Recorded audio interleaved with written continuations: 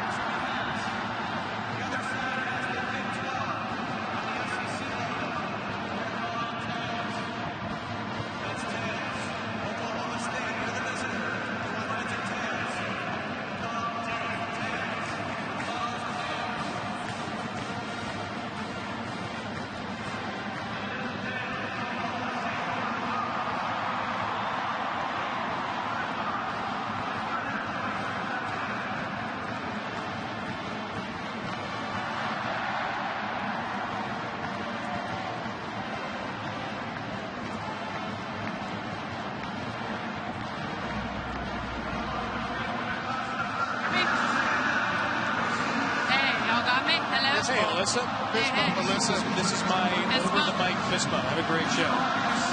Love it. Let's go. Let's do it.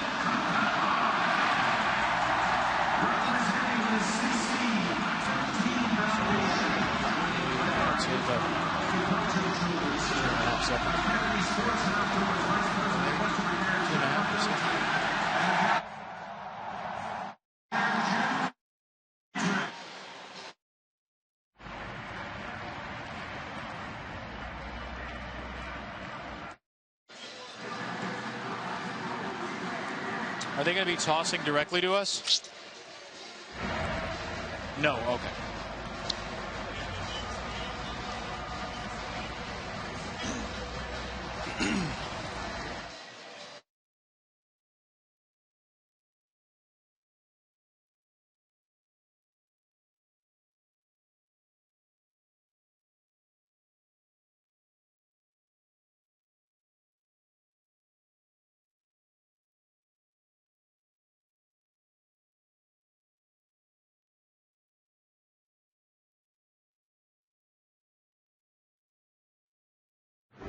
You're watching Capital One Bowl Mania. Welcome to Houston, Texas for the Academy Sports and Outdoors Texas Bowl. All part of Capital One Bowl Mania. An old Big 12 matchup. They haven't met in 8 seasons, Oklahoma State and Texas A&M, these two charter members of the conference. Now Big 12 versus SEC, deep in the heart of Texas. Kevin Brown of the former Houston Cougar and Heisman Trophy winner Andre Ware, Alyssa Lang will join us shortly. This is one of the best matchups of bowl season, period. Two teams that were charter members of the Big 12, and we have the leading rusher in the nation. It's not J.K. Dobbins. It's not Jonathan Taylor. It's the Canadian cowboy, Chuba Hubbard. Yeah, and a guy with tremendous vision and explosiveness in his game. As you mentioned, not a lot of fans know about this young man. They're going to get to know him tonight because he's going to carry the load and a big part of it for Oklahoma State. What do you get from Chuba Hubbard? You get the great vision. He can find holes, and all he needs is a little bit of a crease. He's going to turn big plays out for this offense. Then shows you the toughness between the tackles against Oklahoma, their final game, breaking 3 tackles here to get himself in the end zone. What is he known for? Breakaway speed. Shows it certainly on this play, opening the second half against Kansas State. Give him a little crease, Kevin, and forget about it. Nobody is going to track down Chuba Hubbard. He needs just 64 yards, which he got on that play, by the way, to become the second Cowboy ever to get 2,000 rushing yards in a single season. Oh, by the way, Barry Sanders was the other one.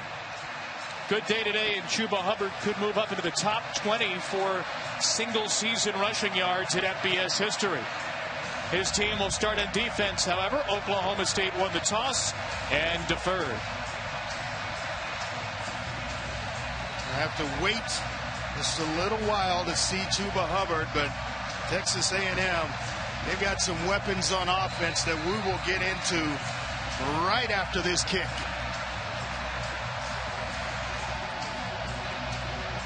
Great crowd in Houston. Two teams that are relatively local. And here we go in the Academy Sports and Outdoors Texas Bowl. Anaya Smith, the terrific freshman, runs it back for Texas A&M and is taken down near the 23. The Texas A&M Aggies in their second year under Jimbo Fisher, 7-5, 4-4 in the SEC, finishing fourth in the SEC West. They were 0-5 against teams ranked in the top 8, including 3 number 1s. They're a very young team led by a junior, Kellen Mond, and they're going to a bowl for the 11th consecutive season and second in a row under Jimbo Fisher. Not sure that anybody in recent memory has faced the type of schedule that the Aggies face this season.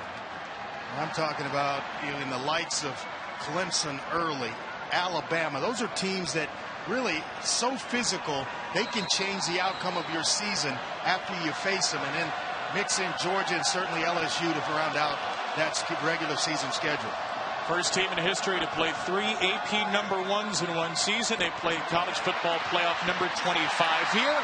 And start with a short pass to Courtney Davis as we toss it down to the third member of our crew, Alyssa Lang. Alyssa. Guys, as Texas A&M gets the ball first on offense, one thing you'll notice, their run game looks a little bit different than it has all season long, down to just one scholarship running back with Isaiah Spiller. They've been dealing with some injury. Their leading rusher into the season, Jayshon Corbin, going into the transfer portal, so you'll see Spiller take the majority of the carries today. And the big story there, Cordarian Richardson, Alyssa, the last name on that, not suspended, but we're told he did not travel with the team, so he is not available today. Connor Blumrick, a converted quarterback, is the backup at that position. Mond, a quarterback keeper, gets blasted from behind and the ball is out. On the second play of the game, it's an Oklahoma State takeaway. And one of the things that Jimbo Fisher shared with us this week that could not happen is turning the ball over. Ball security was at a premium, and this is a designed quarterback draw with Kellen Mond. Doesn't see the defender coming from behind. I think it's Trace Ford that actually knocks the football out. And it's going to set up Oklahoma State in some pretty good field position. Oklahoma State had not collected a takeaway in either of its last 2 games. Yeah, I like here, Kevin, when you have a sudden change like that, and especially this end of the field, don't be surprised if Mike Gundy doesn't go up top and try to capitalize right away. And he will do so with Drew Brown, the 5th-year senior, making his 3rd consecutive start. And Brown, a little pop pass to Dylan Stoner. And A&M starts strong defensively, a loss of 5. Damani Richardson blows up the play. Outstanding true freshman, has 63 tackles on the season, has started every game this year, and they just love and rave about him. His size at 6'1", 210, just a playmaker. Brown will throw it up top for the first time, single coverage and incomplete. Jordan McCray was the intended target for Drew Brown. So Spencer Sanders is available again. He healed pretty quickly from a thumb injury, and Mike Gundy told us he has specific packages for Sanders, but we expect Brown to be the quarterback for the bulk of the game. He is the quarterback on a 3rd and 15. Brown under pressure, and down he goes.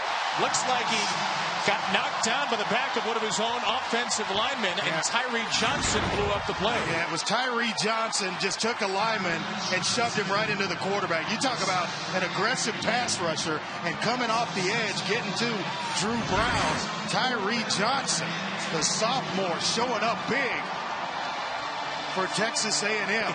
He puts the left tackle Dylan Galloway right into Brown. My goodness.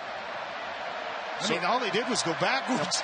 They had to recover a fumble, and A&M's defense really started to show what they're made of.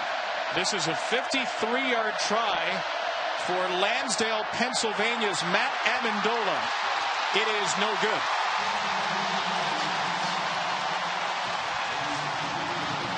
A takeaway for Oklahoma State, leads to 0. No score after 2 possessions here in Houston.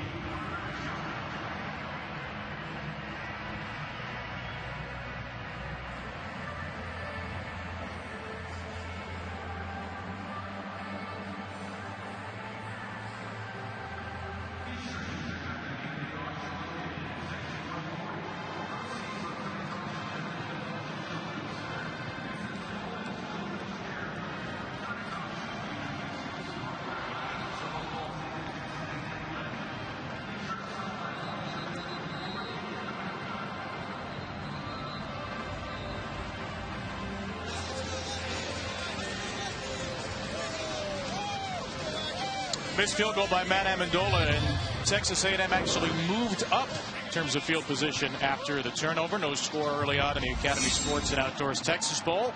Keys to the game tonight brought to you by Academy Sports and Outdoors. Yeah, for Texas A&M, ball security. They want to establish the line of scrimmage, stop Chuba Hubbard.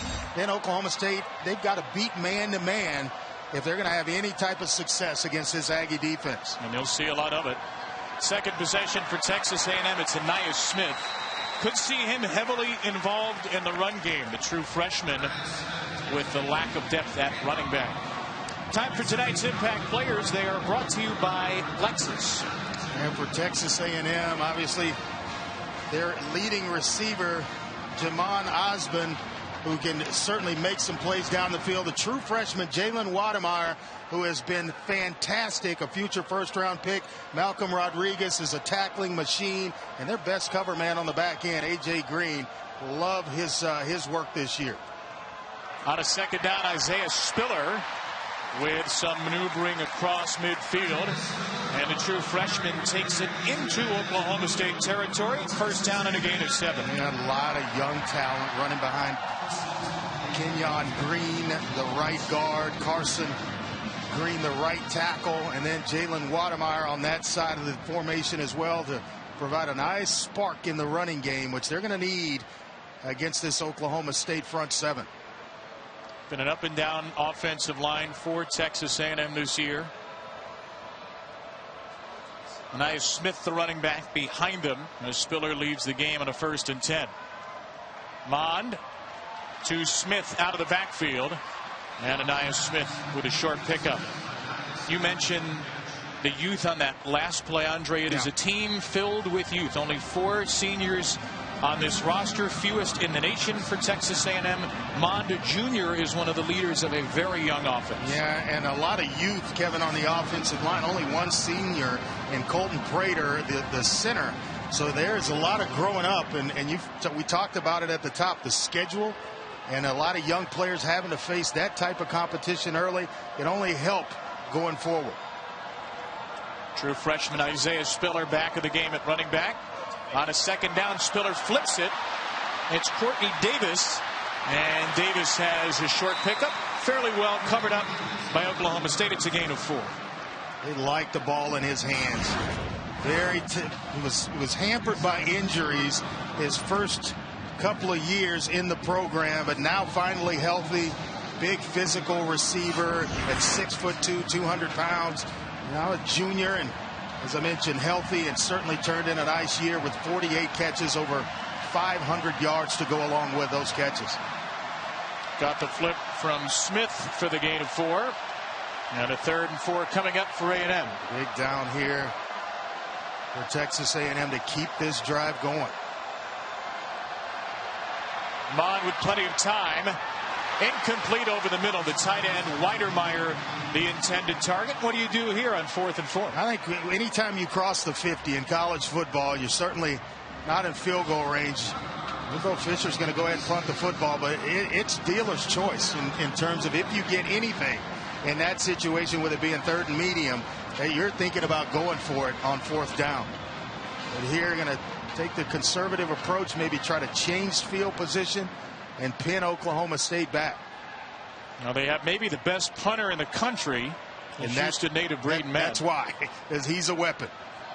Averaging a cool 47.7 per punt. Wow, how good is that? That's pretty good. That's as good as it gets.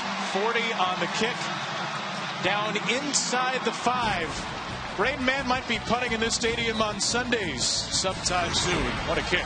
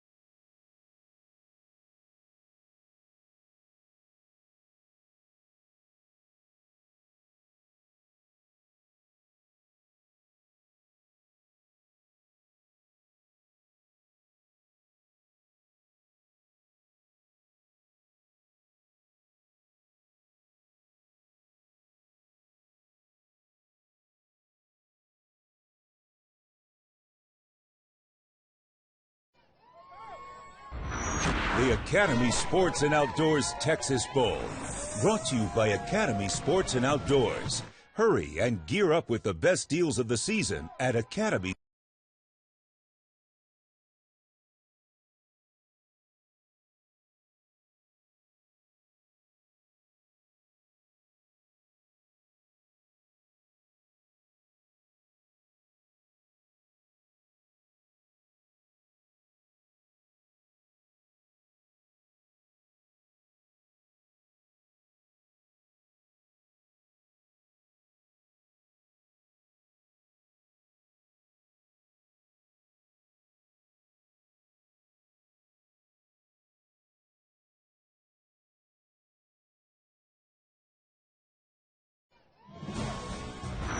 The Academy Sports and Outdoors Texas Bowl.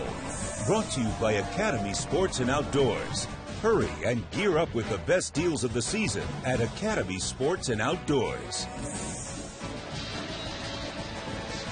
Appropriate headgear for some of the Aggies and Cowboys. The Spirit Walk into NRG Stadium earlier tonight. The 14th annual Academy Sports and Outdoors Texas Bowl. What a fantastic crowd we have on site here in Houston. Chuba Hubbard did not touch the ball in the first series. Oklahoma State went negative 11 yards on those 3 plays. Don't need a calculus degree to know that's not good. We'll see if Chuba, the nation's leading rusher, gets his first touch here. Indeed, he does. And he creates some space out across the 5 for a gain of 5. Boy, and that shows you how special he is. He got a 9-man front for Texas A&M. Only 2 receivers, everybody else in the box, and he turns it into a positive gain. Oklahoma State 16th in the nation as a team in rush yards per game. Hubbard leads the nation over 161 per game. Drew Brown will give it to him again. And there goes Chuba Hubbard. His first big run of the day.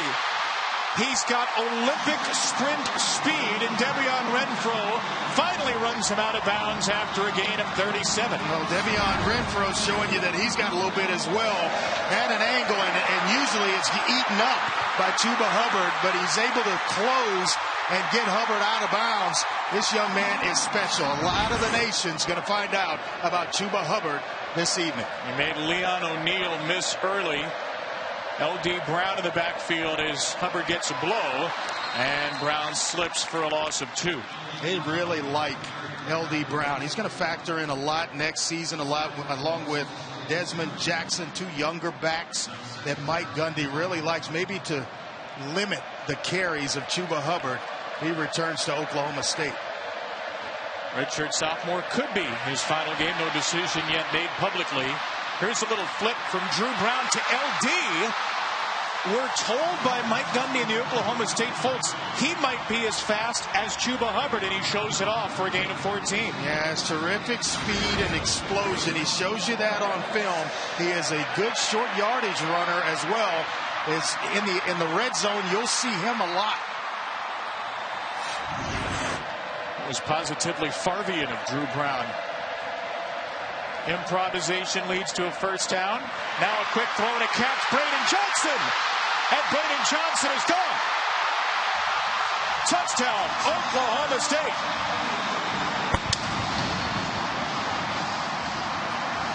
Mix up in the secondary. Miles Jones and one of the safeties collide. It created space for Braden Johnson, their speedster and the team's deep threat. And when you give him a little bit of space and a little bit of light, he's got sprinter speed along with Chuba Hubbard and L.D. Brown. So after a brilliant punt from Braden Mann, pinned Oklahoma State at the 3, the Cowboys go 97 yards in a flash. And they lead it 7-0. They race at practice sometimes. Hubbard and Brown and Johnson, they are different winners almost every time. We'd take any one of them after this drive.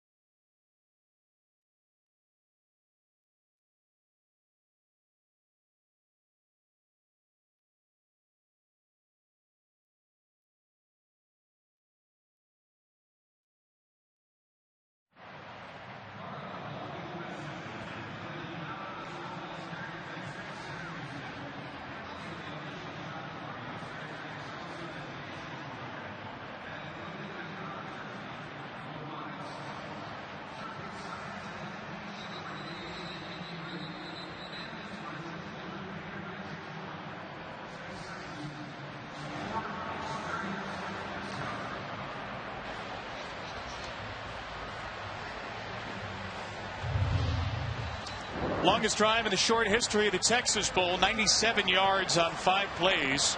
Braden Johnson caps it off with a 42-yard catch and run from Drew Brown at 7-0 Cowboys. Their 3 fastest players on offense. Chuba Hubbard. All 3 touched the ball on that drive. And Braden Johnson. It created some big gashing plays. Anaya Smith will run it back from his own goal line. And Smith, who has pretty good speed himself, is stuck at the 20. Let's take a look back at that last touchdown in our Visit Houston playbook. Yeah, they're trying to start the play in quarters, where they're showing a quarters look, going to rotate down to 3-deep zone. And Damani Richardson, as he's coming up to make this play, slips. It becomes a natural pick where he takes out his own man, Miles Jones. It turns into just a foot race by Braden Johnson. And as you mentioned, nobody going to catch him. Is that just pre-snap inexperience? Well, it basically 2 guys in the same area, and they just pick one another up. It happens. Unfortunately, it happened against a team with electric speed. And now here's Spiller on the carry to first down. A strong answer to start the drive for Texas A&M. Tanner McAllister got him down. And Carson Green, the right tackle, with an excellent block to free the true freshman Spiller up. And then Wademeyer pulling around as well. Boy, has he developed into an outstanding talent. 2 true freshmen getting it done all season on offense for Texas A&M. Well, you don't panic here, Kevin. Just down 7-0, staying with a game plan, and get Kellen Mond going. Mond will hand it off again. And a crease for Spiller. And a first down run of about 7. And I like the approach that Jimbo Fisher has taken. It's not panic. Let's get the offensive line involved. Our big tight end, who's becoming an excellent blocker. And then our best threat to run the football in Isaiah Spiller. If they can get into that second level today, as they've done on these last 2 runs, they're facing a depleted Oklahoma State back end. No Colby Harvell-Peel, the all Big 12 safety. And no Trey Sterling for the first half after targeting last week. Well, you know, if it's not broken, hey, let's not try to fix it. You know, let's stay with the running game. It's the fastest way to incorporate an offensive line into a game. Those big guys up front, they want to come off the football, fire off, and just let them play. And they're moving and changing the line of scrimmage is what Jimbo Fisher told us. They needed to establish the line of scrimmage in this, especially early in this game. On this drive, they're doing exactly that. 2 tight ends set on this first down after a run of 4 from Spiller. Mond will look to throw deep this time. Challenge those Oklahoma State safeties. And a flag is thrown with a whole lot of contact on the back end. Kendrick Rogers was deep. The coverage from the corner, Rodarius Williams, in what looks to be pass interference. Rogers is a load to handle because of the size and the speed. And Williams looked like he was in pretty good position. He's got a right to the football as well. Pass interference. Maybe that would be a no call. 15-yard penalty. Automatic first down. Big Ten crew Mark Lazinski has a yes call. Pass interference at 15. How about the response by Texas A&M? You get hit for a touchdown pass, a long drive. Your defense just gave up. Let's play some complimentary football and go out and move the ball down the field. You need a score. Maybe not getting into the end zone, but you need a threat to at least kick a field goal on this drive as a response. This is a nice start for Jimbo Fisher and his group.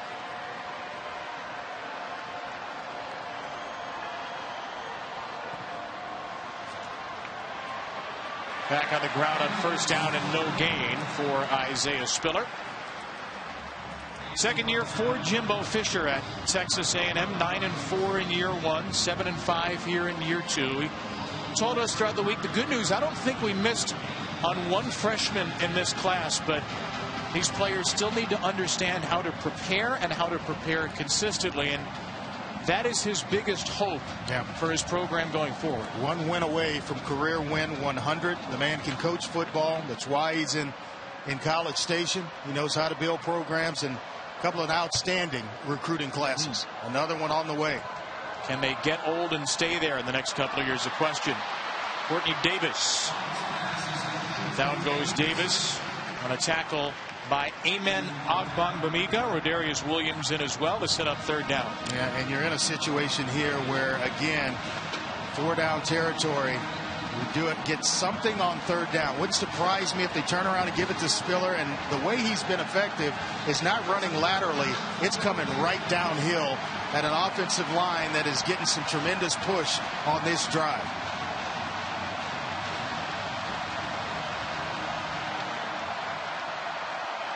Could well be 4-down territory for Texas A&M. Here comes a blitz, and it's blown up. Well read as Bond tried to deliver it to Spiller, and a loss on the play. A.J. Green, the 3-year starter, got in there. That kind of a surprising call because they've run the ball so well on this drive with Spiller coming downhill, the offensive line really getting its footing, and then you run that one and allow a guy like A.J. Green. He's not going to miss many tackles.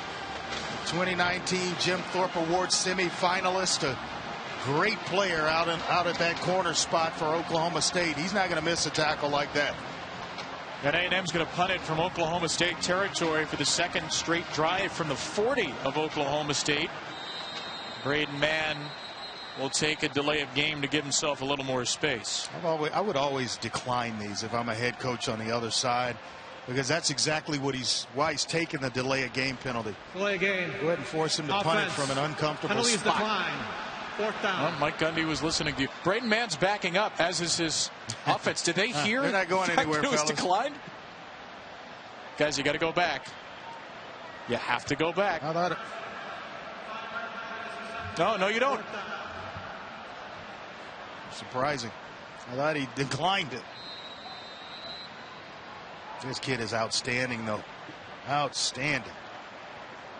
His average has gone down to 48 a punt because he has worked on this precise punting. He hit the ground at the end there, but there's no penalty. This one not quite as good as the first one. Out of bounds, marked at up to 17.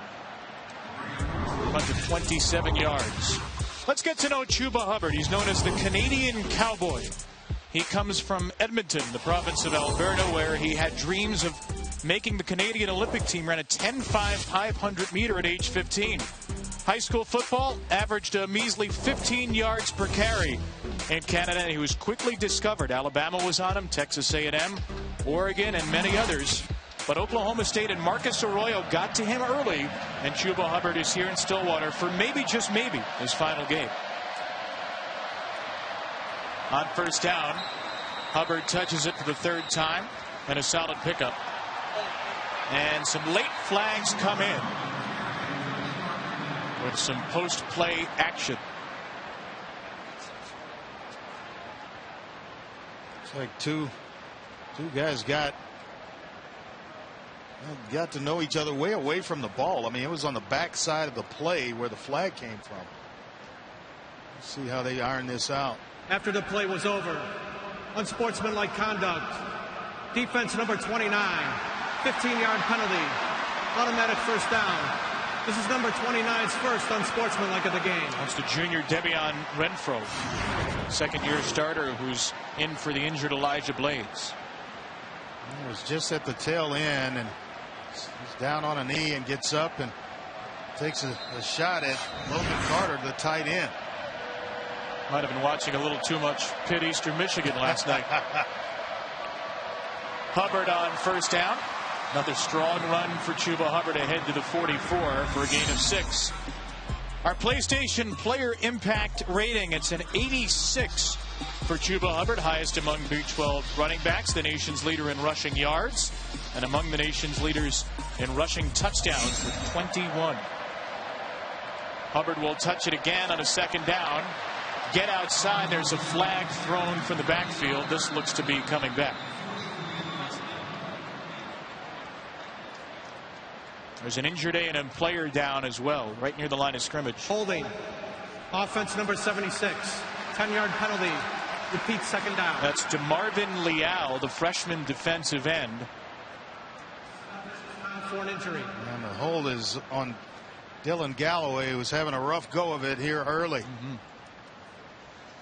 Texas A&M without Justin Madubuike, their best defensive lineman who declared for the draft early. They need a little more from some other players. Leal expected to be one of them as he's being tended to on the Houston turf. He, along with Jaden Peavy, who started this game for Texas A&M in the absence of Madubuike.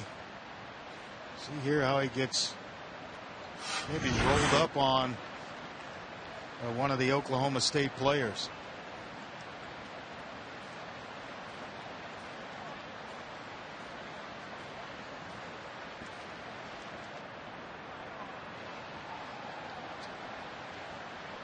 So Leal, the true freshman, gets some work done. Again, he has to step up, or somebody does, or somebody's, without Justin Madubuike. This is the Texas A&M defense with and without him. A fairly stark difference in conference play. Sitting out this game to prepare for the draft. He is expected to be a high pick. Our own Mel Kiper has him as his number 4 draft eligible defensive tackle. And Leo can play both inside and out, so they're going to need him, his versatility inside and out throughout the game. So hopefully he'll be able to get himself reinserted into this game. After the holding, 2nd and 14. Brown to throw for the first time since the touchdown, and he might just have another one to Johnson.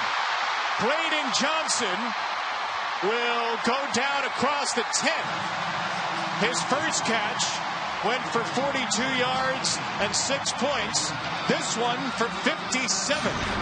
Mike Gundy told us last night they had to beat man-to-man coverage to have a chance in this ball game. They knew A&M would crowd the line of scrimmage, and he said, we're going to take some shots. We got a hit on the majority of them. Well, 2 shots so far, 2 completions and 2 big plays. That's Oklahoma State's 20th 50-yard play to lead the nation. Johnson's had a couple of them.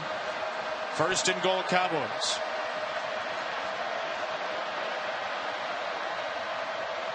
Drew Brown will keep it around the end. Nobody expects Drew Brown to keep the football, and he bolts into the end zone for an Oklahoma State score.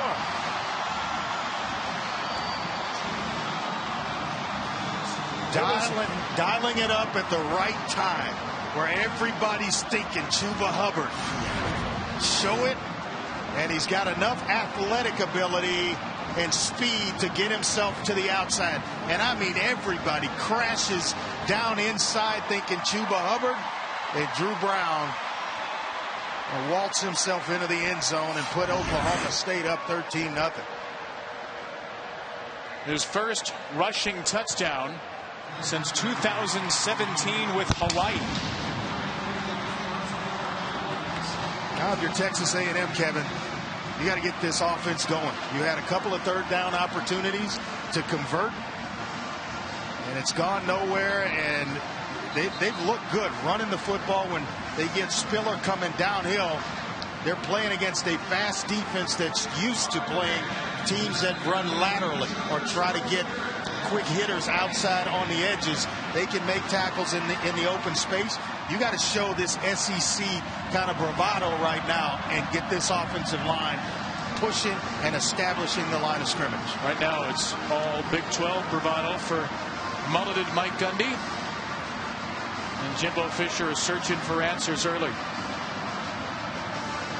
174 yards, 9 plays on the last 2 Oklahoma State drives after Jimbo Fisher and Texas A&M elected to punt from Cowboy territory on consecutive drives.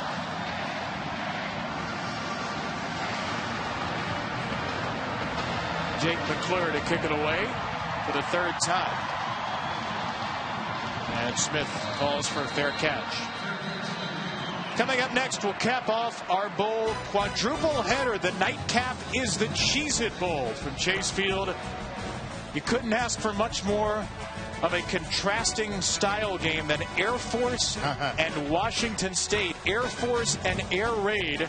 The Falcons will run it 85% of the time. The Cougars will throw it nearly that much. Time of possession will not matter in that game. Oh, Air no. Force going to try to chew it up, but Washington State can score at the snap of a finger. This might be the most sneaky fun game of all of bowl season. You and I were at the Cheez-It Bowl last year. 9 turnovers in that 10-7 game. in overtime. 9 interceptions in that game. Yeah. Might be 10-7 after 3 drives tonight. Quick hitter to Courtney Davis starts the 4th drive. Then there's a flag throw in Yeah, might have secondary. an early block out in front by Kendrick Rogers, the big receiver.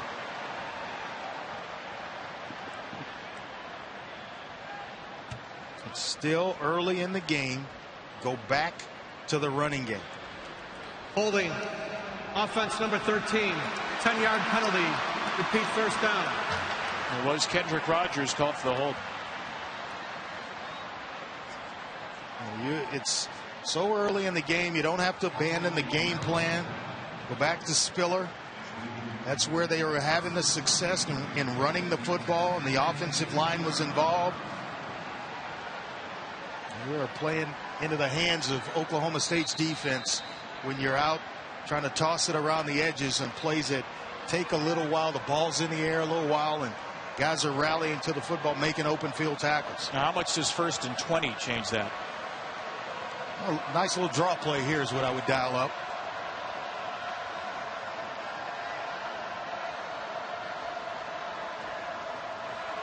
There you go. Spiller on a 1st down. That was a good idea to the original line of scrimmage and then some for a gain of 12. Now you're somewhat back on schedule. 2nd and long, you need a completion, or it gets you into 3rd medium, 3rd and short. But the entire playbook is right back open to you after that big holding penalty. Kellen Mond just 10 for 30, 92 yards and 3 interceptions to end the regular season in a loss to LSU. He's only put it in the air 5 times today. This will be a 6th, and it is complete. From 1st and 20 to a 1st down within 2 plays. The catch for Courtney Davis. Nice and well timed. Courtney Davis running a nice curl route. He pushes. Spiller pulls coverage out with his flare route, and in Mon delivering the football on time. And that's where they have to get him going. Get him some footing in this game where he becomes a confident passer. Final play of the 1st quarter, perhaps. Perhaps we've already seen it. Texas A&M will snap it from the 38 when we return. All Oklahoma State in the 1st quarter. 2 big plays to Johnson and a touchdown run for Brown. The Cowboys lead by 2 scores.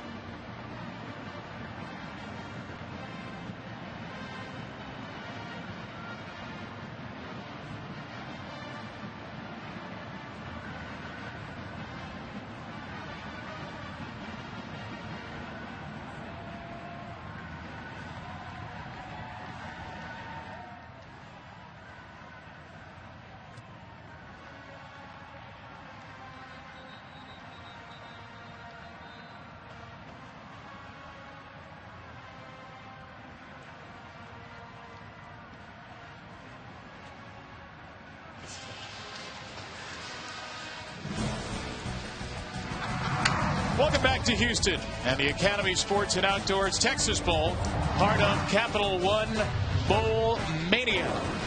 Kevin Brown, Andre Ware, Alyssa Lang from Houston, Texas. Oklahoma State with a 14-0 lead. 2 long touchdown drives after one. Cowboys looking to win their 4th consecutive bowl game. Boy, this front tells me run the football. The play instead is a pass. It's a long one for Mond into double coverage. And incomplete, I suppose. Double coverage on 2 receivers. And that's why it's there, because of only about 5 men in the box. It's begging you to run the football at Texas A&M, trying to throw into coverage. You're flag as well. Yeah, you're outmanned on the back end. And maybe somebody grabbed a jersey Prior to the pass. The secondary. Holding. Yeah. Defense number 8. 10-yard penalty. Automatic first down. Give Rodarius Williams the corner. He's grabbing a handful of jersey of one of these. Actually, it's the speedy Kendrick Rogers. Big physical receiver. Liffy. A lot of those are left alone, Kevin. Well, Williams has been banged for a couple of penalties now tonight. The pass interference earlier in the hold here. He may not love it, but the folks in maroon and white do.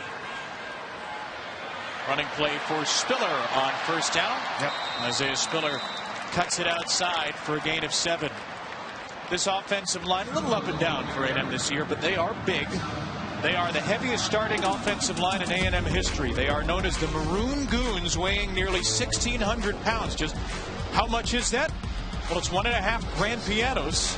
It's 4.5 male pandas, and appropriately in this holiday season, it is 4 male reindeer. Not sure which of the reindeer would qualify. Dasher and Dancer might be a little too skinny. I'm thinking Rudolph doesn't qualify. No. Not sure what Comet's workout regime is these days. Here's Spiller right through the Maroon Goons for a first down. We go downstairs to Alyssa. Yeah, guys, my favorite stat in the Texas A&M notes about the Maroon Goons was each one averages out to about 318 pounds per goon, excuse me, PPG. I'm going to go with that. But I like the comparison. Google told me about 4.5 panda bears as well for reference. And that's such a cuddly looking animal that you wouldn't think. You can just really count the guys in the box and whether or not they should throw or run. Here it just tells me run the football. And they're going to run it behind those 4.5 pandas. And Anaya Smith has a pretty good pickup on first down, a gain of 6. You get them spread out like that. They have to respect the big receivers, Osmond, as well as Rogers and Davis. And so they're a threat. Now, when you get the bodies out of the box, you just turn around and hand the football off. Smith is doing a nice job running between the tackles along with Spiller.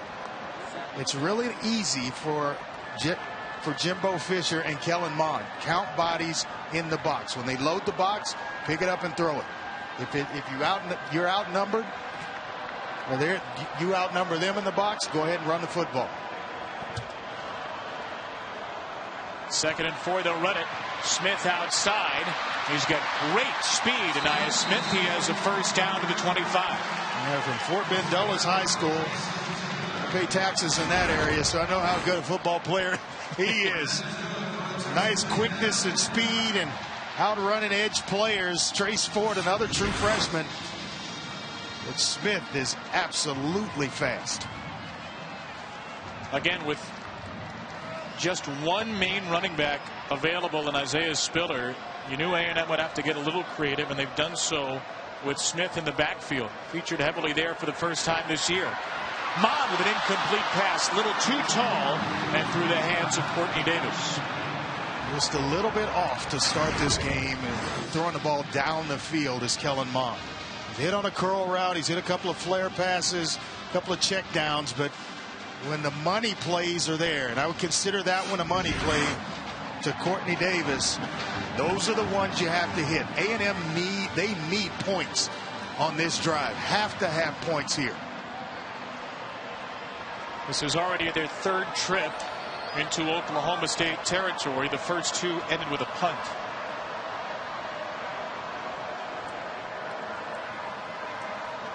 Back to the air on 2nd down.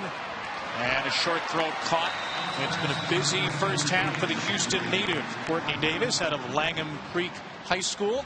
This one a gain of 6. Had Courtney Davis open. He was uncovered. The safety was at least 12 yards down the field. And McAllister comes up and makes a tackle, but not before a big gain. And sometimes it's that easy. Guys uncovered, give him the football, and let him do some work in the open field. You sit, you diagram plays, you're trying to find ways to get guys open. If they give you one, forget about blocking it up. Just take it. And there's Davis again in the slot, uncovered.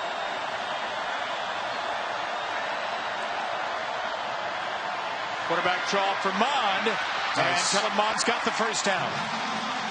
Nice call by Coach Fisher.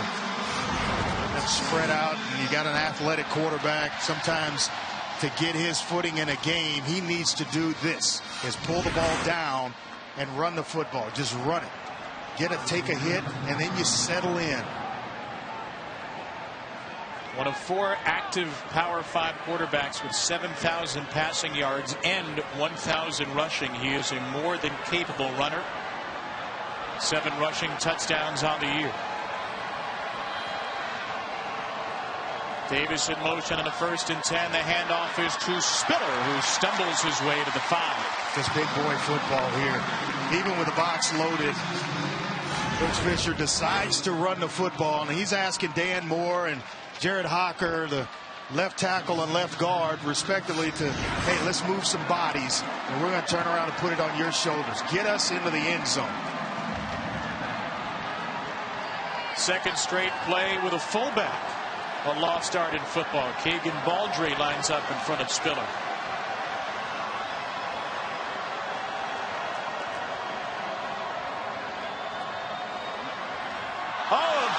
Exchange between Mond and Spiller, the ball on the turf. Oh boy.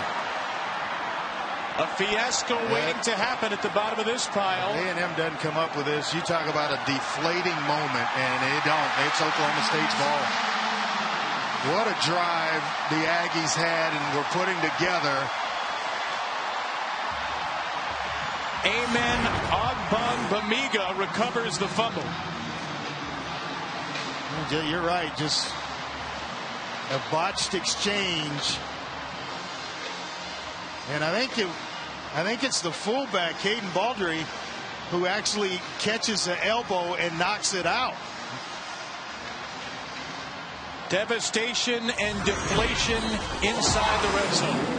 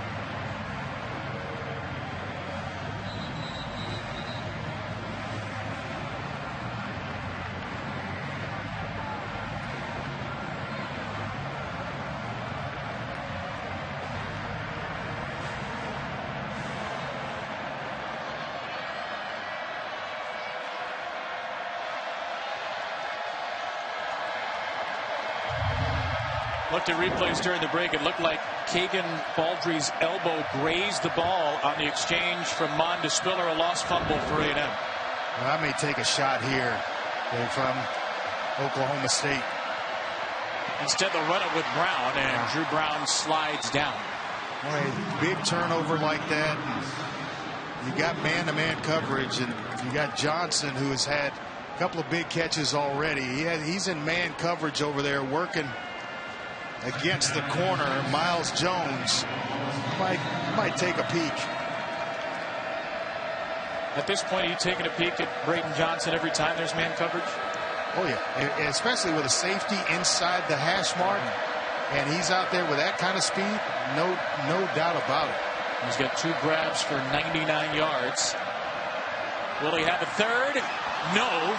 Brown going his way, and the ball slightly underthrown with Jones in coverage. Love the idea. You're getting the man coverage that you want. You have to hit on those, and he's in position to make a play.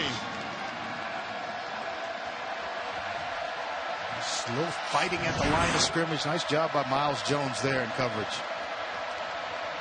After the missed back shoulder, 3rd and 5. Brown on the run, completes it right near the sticks. It's a first down. Dylan Stoner, the Cowboys' leading receiver since Tylan Wallace went down for the year, has a gain of 6. He has really stepped up in the absence of Wallace, and knowing exactly where the first down marker is. You see him lunge for it there. Tell you what, nice job there by that young man. Brown over the top again, and too long, as he had a chance for another deep shot to Johnson. It's just in. Mike Gundy's not going to stop throwing that one, and he's going to keep giving that opportunity to Drew Brown as well as Braden Johnson, because man-to-man coverage, he talked to us about it. We are going to take our shots, so that's not the last time you will see it. Another injured Texas A&M defensive lineman, Jaden Peavy, walks off. As you look at Mike Gundy's resume, 14th straight bowl appearance and a record of 9-4 in the first 13. He knows how to do it, doesn't he? When he gets to this point in the season, he knows how to get his team ready to play. Said he felt like they fell into this bowl practice schedule after his 3rd ever bowl, the Holiday Bowl. They were worn down by Oregon. 7-2 in his last 9 bowl games. Screenplay dropped by Hubbard, and maybe that was for the better. 3rd down coming up. They had the big fella, Bobby Brown, breathing down the back of his jersey. This is Oklahoma State's bowl schedule. Talked to Mike Gundy yesterday about his success in bowl games. He said he thinks it's due to this schedule. Day 1, they'll go shoulder pads and shorts, then a full pads practice, a special teams practice, and a day off, and they keep rotating that cycle. You know who likes that schedule more than anybody? The offensive line. Yes. They get two days off. Special teams only. They're not practicing. A day off, that's the 2nd day off for them. Offensive line doesn't like this. Brown is blown up and sacked. A loss of 11 yards on the play. Tyree Johnson gets his 2nd. And now Texas A&M's offense has got to start rewarding the defensive unit, playing a lot of snaps. And again, it's Tyree Johnson getting to the quarterback. That young man having a heck of a night. But you got to start rewarding this type of performance by the defense. 2 times, 2 turnovers, 2 fumbles to be exact. And they were able to get themselves off the field without even giving up a threat of points. Tom Hutton, the Australian punter. Oh, no. Oh, no for Oklahoma State. Wow. Oh, boy. Shank City, USA off the left foot of Hutton. A punt of 17. Fantastic field position is upcoming for Texas A&M. Boy, you got to feel like, if you're Jimbo Fisher and this coaching staff, that you just caught one heck of a break. Your defense playing some complimentary football and holding Oklahoma State, and then you're getting some excellent, and I mean excellent, field position to start this drive. And I wouldn't hesitate to go back to Mr. Spiller, the true freshman, right back to the offensive line. and put this game right back in the trenches. Well, the numbers for Spiller are fantastic. Texas A&M has moved it into Oklahoma State territory now for the 4th time. 2 punts and a turnover in the first 3. And Mon will look to throw. Smith. And Smith is taken down from behind with the first down, gain of 11. He was tackled awkwardly. They were trying to get to a smash route concept with Watermeyer going to the corner, and then Smith leaking out to the flat. And it's just a simple read for Kellen Mond. Spins it out there to Smith, and Texas A&M right back on the move. Good to see Smith hop up after that awkward tackle. Malcolm Rodriguez, Oklahoma State's leading tackler on the hit.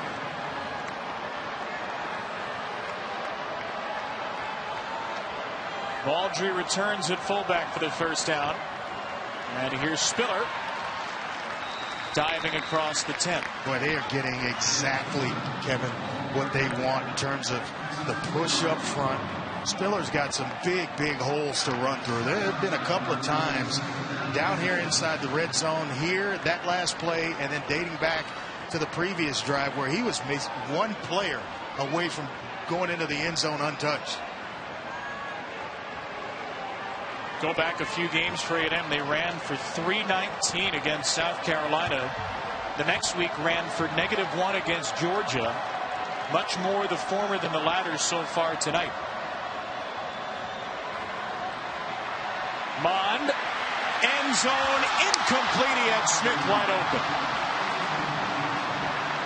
I'll tell you what, Smith may have just mistimed it and tried to climb the ladder a little bit too late, but those throws that aren't check downs, Kellen Mond just seems a little bit off. And I can tell you exactly what it is. For a passer, it's the layoff. When you can't replicate game speed, and you sit for almost a month and come into a game, those are the ones that are hard to hit. What do you like here for Mond on 3rd and 6? We're going back to Spiller, but he is not in the game, so we're going to go, maybe something up top with the trips route. Mond pressured, he'll get away from it inside the 5 toward the goal line, and Mond is down at the 1. Yeah, I think he's going to have enough for the first down, and that fixes everything. That's the great equalizer for an offense, forcing a defense to play 11 on 11. And they'll snap it quickly to Mond, diving toward the goal line, waiting for a signal. Not sure he got in, and what's the rush? What's the rush? You've had a couple of mis-exchanges, an exchange. Why are you rushing to get to this one? Just go ahead and huddle up, make sure you got the right play call, and let Spiller get in the end zone. Review. It's going to be hard to tell with all those bodies exactly where the football was, and I think this one is going to stand. It's tough to tell. How about the push that Oklahoma State got up front? Can't find the ball in there. Ogbongbemiga over the top. See if Mond snuck it through this hullabaloo, and we return to Houston. 14-0. Will it stay that way?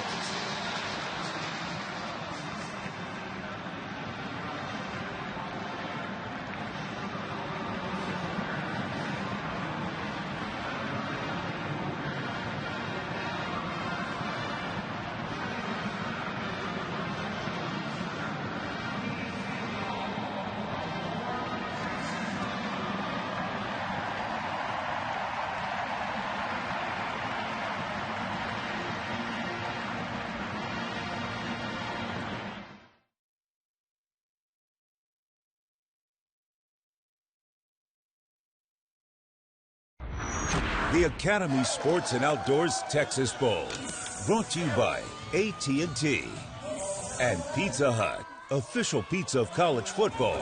No one out-pizzas the Hut.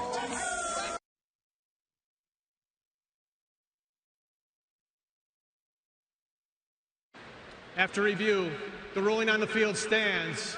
It will be 2nd and goal.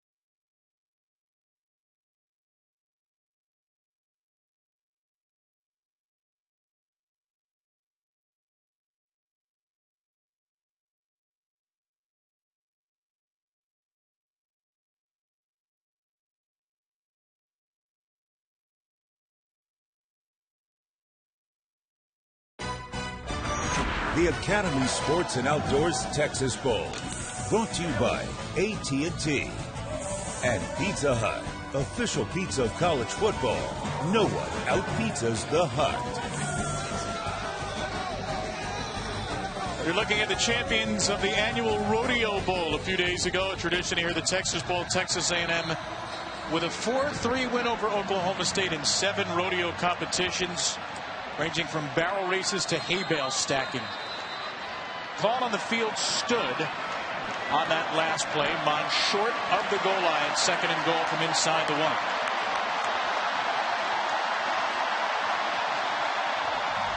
Mon will hand it off this time to Spiller, and Spiller is hit behind the line of scrimmage, but he does swirl his way in for a touchdown. Jason Taylor got him, and Spiller has 6 for Texas A&M. Let me take a look at this one as well, but he ends up in the end zone.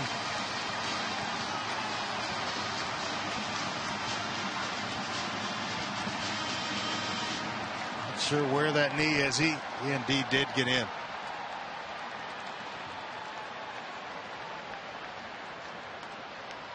Now the 10th touchdown of Isaiah Spiller's terrific freshman year is in the books.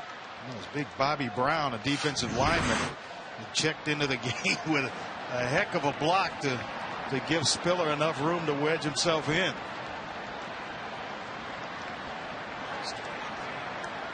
Aggies have run it now for 105 yards, and again, this is with 1 scholarship true running back available. They have Connor Blumrick, a converted quarterback, on the depth chart behind him. Spiller and Smith and Bond have done the work on the ground, and Texas A&M is finally on the board. 14-7, the Aggies finally strike across midfield.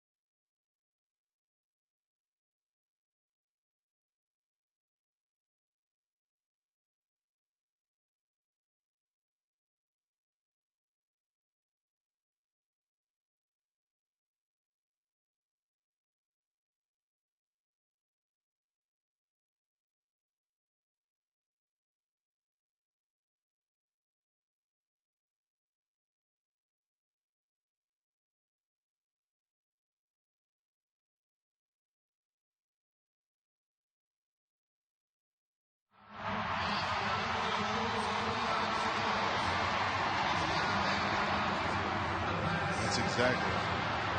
Yeah, because they've gone so quickly, we haven't really set them up.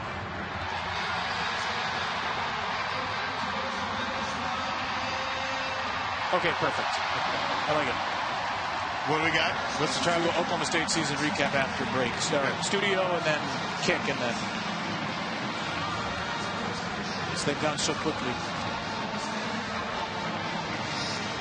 Yes. Yeah, for sure. Good point. I feel like we've been here forever. Chuba Hubbard has 4 carries.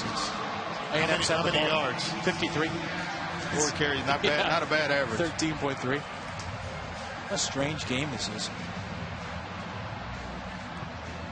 I feel pretty good if I was A&M for all the things they've done wrong. What was the time of possession? It's 17:06 to 7:15 right now. They're plus 10 minutes. A&M? Yeah. Turnovers, and they're going to get the ball first, too.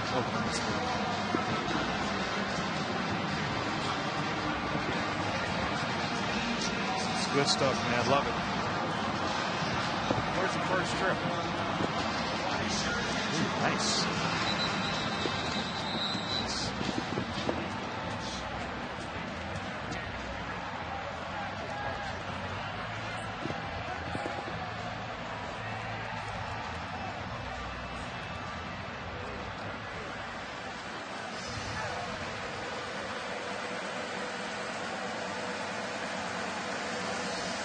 Matt, a needed win for that Michigan State program to finish above 500 this year.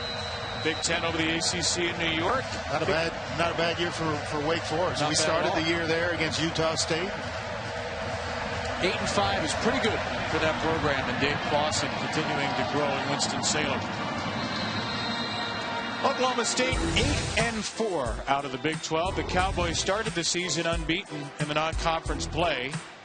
Lost 3 of their next 4, but finished strong down the stretch in time for 3rd in the Big 12 despite some key injuries. Spencer Sanders missed a couple of games, and Tylan Wallace has missed the final 5. The nation's leading rusher, Chuba Hubbard, as Oklahoma State finished strong for a 14th consecutive bowl appearance. In the last decade, as we close out the 2010s here, Andre, only 10 teams have a winning record every year in that decade. Oklahoma State's one of them. Yeah, Oklahoma State, and on the other side, Texas A&M, one higher there. As we get into trying to make a point, Chuba Hubbard is doing his thing, but 2 programs. And that's why we felt like this would be a great matchup. And that since 05, both have had winning seasons every year. Hubbard a gain of 8. Hubbard dances away from 2 defenders in the backfield. Chuba Hubbard with the greatest 2-yard run of the year. And it'll be 3rd down and very short now. He is 2 yards away from hitting 2,000 even for the season.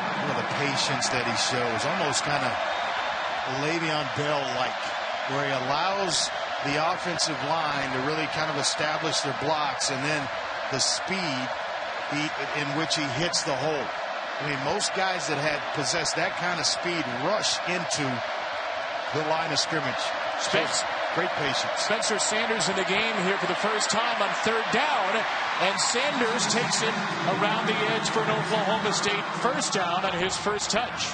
So we were told by Mike Gundy he had specific packages for the dual threat Sanders, and there's one package for a first down. It kind of felt like that's what it would be.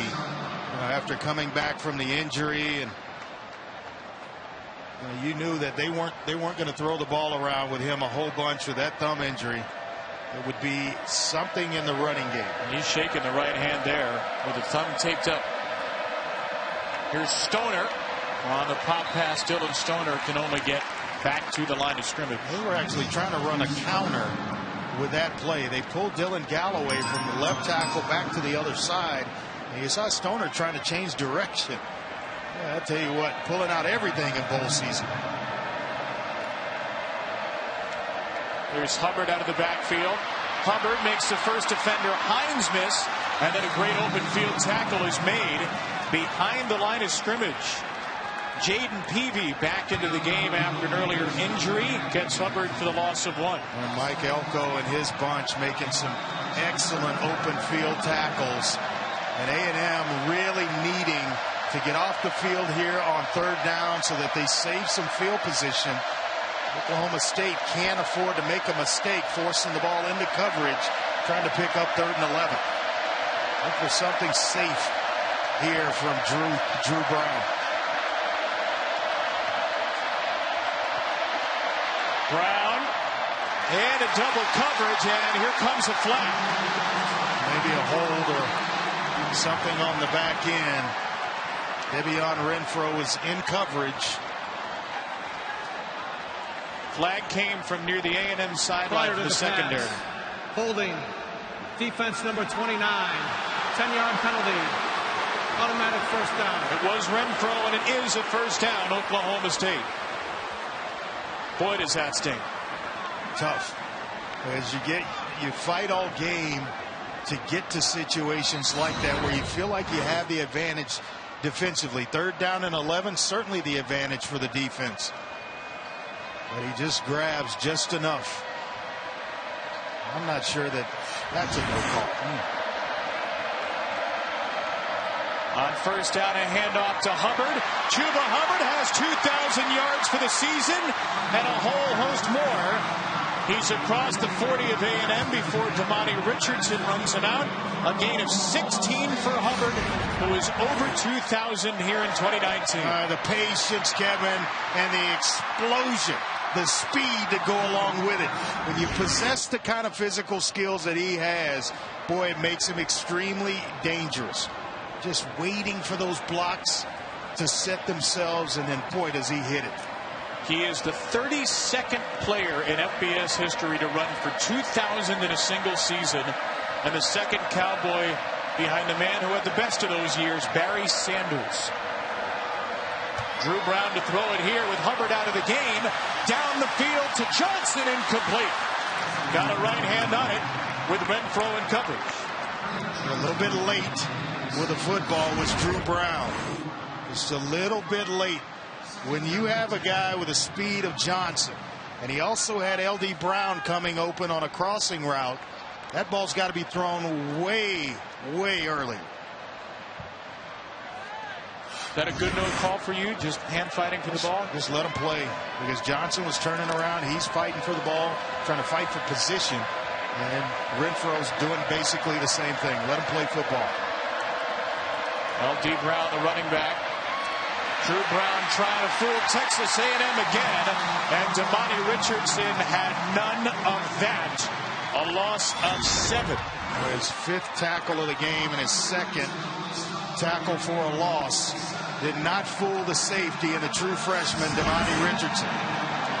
What a player he is going to be and has become under Mike Elko and this defensive staff. Now the 12th man is alive here in Houston. And you can't afford to make a mistake. If you're Oklahoma State, getting the ball first in the second half, you're trying to get out of here without giving A&M timeout. Oklahoma State. This is their first of the half. This is the full Mike Gundy takes his first timeout. We'll be right back to Houston with the 3rd and long coming up. ESPN, home of the college football playoff.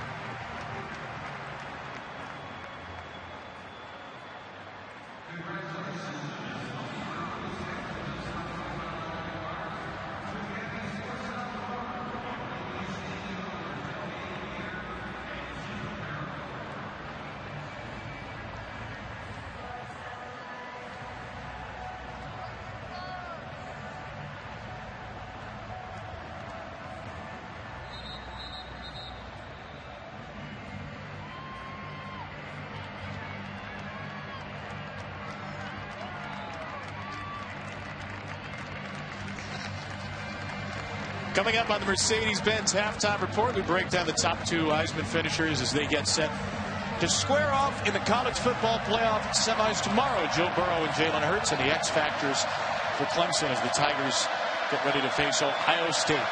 It's the handoff here, something safe for Oklahoma State. And A&M, I may take a quick timeout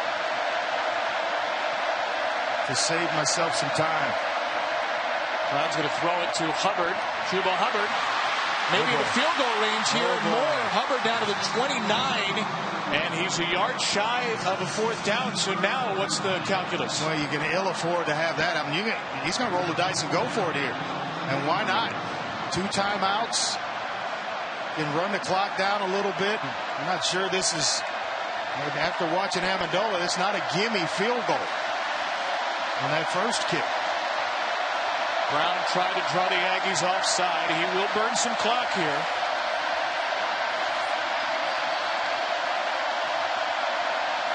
In motion, Jelani Woods. He's trying to get him to jump here. And Oklahoma State's going to use its 2nd timeout. Trying to get a freebie, but I'm going to go ahead and roll it here and try to pick up this 1st down. Mention the college football playoff semis tomorrow. The New Year's Six starts tomorrow as well. The Goodyear Cotton Bowl Classic from AT&T Stadium in Arlington here in the state of Texas. Memphis, the American Athletic Conference champions, and the Group of 5 representative playing without their head coach Mike Norvell against number 10 Penn State. 8th best offense in the country, 7th best defense. What a matchup this is going to be. Will be a good one in the Cotton Bowl. We're going to go ahead and send Amendola back out. His long for the year against Iowa State was 49 yards. Missed from 53. I'm a little surprised by this, Andre. This will be from 46. We'll see. 20 of 25 on the year.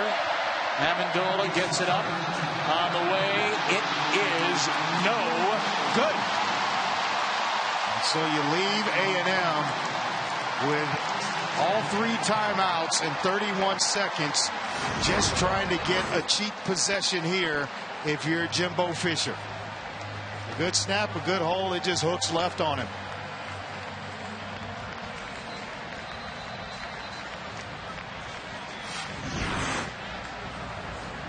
And I would be very, very aggressive with 31 seconds left. Knowing that Oklahoma State's going to get the football first out of the half, I'm going to push the ball down the field with Kellen Mond. Remember, you have a few plays left before Trey Sterling. They're all Big 12 safety returns. He'll come back for the 2nd half. Yeah, this is where you grow up as a quarterback right here if you're Kellen Mond. With a 4-receiver set, Mond gets rid of it in the face of pressure. And it's Cameron Buckley tackled in the open field. Jarek Bernard made the stop. Yeah, just looking for a drive starter, and with that not happening, you're going to go ahead and go into the locker room. You're just looking for anything positive to happen on that initial play. And A&M doesn't even have to snap it now. And they won't. They'll go to the locker room. That's the end of the first half. Aggie fans don't like it. That's how the half ends. Oklahoma State in the first 14. Jimbo Fisher's crew the next 7.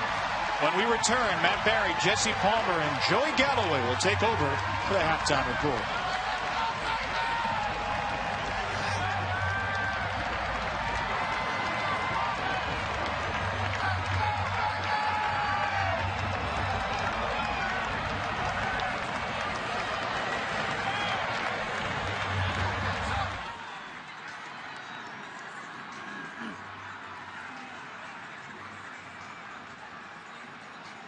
Coach, offensively, you guys were able to generate some explosive plays. What do you want to see in the 2nd half? Well, the same thing. We got to run the ball a little more effectively, so it allows us to throw the ball down the field offensively. How would you evaluate the way your defense played in the first half? Good. We got to be more competitive against the run. We're giving up too many yards on the double pull play when they're pulling a guard and a tight end. We got to be more effective. We got to be better in special teams. We're not playing very good in special teams right now. Thank you, Coach.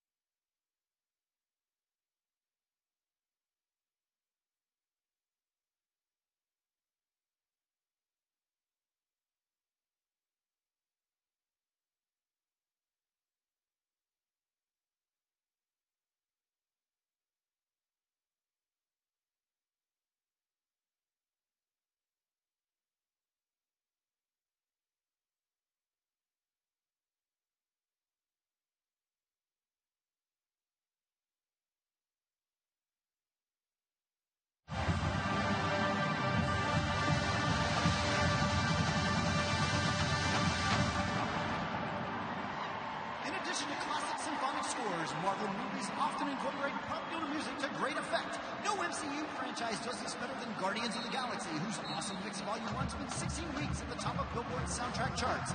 We continue our MCU spectacular with the foot-tapping third track off that album, Norman Greenbaw's Spirit in the Sky.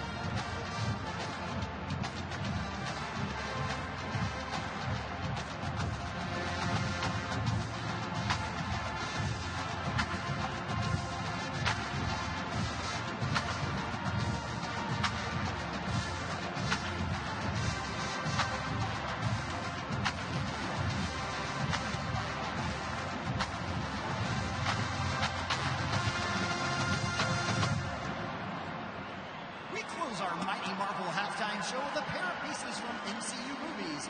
Here are the Marvel opening theme and the Avengers theme, Excelsior!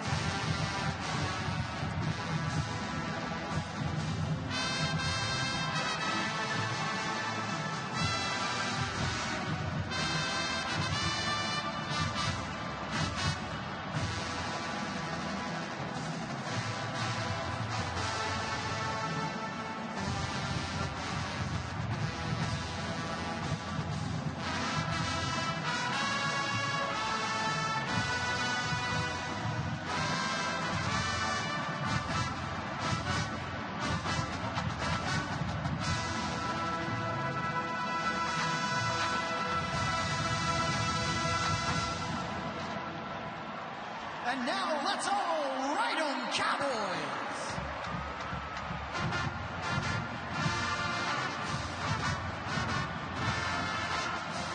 Yeah, we're marching right in the direction of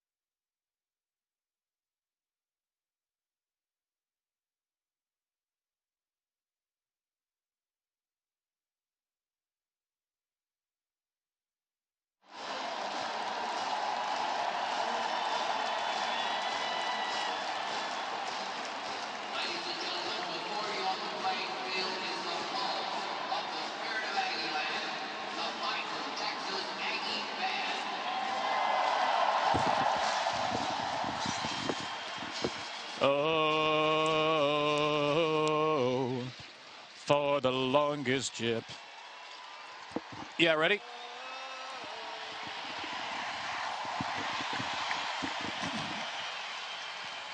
Three, two, one, go.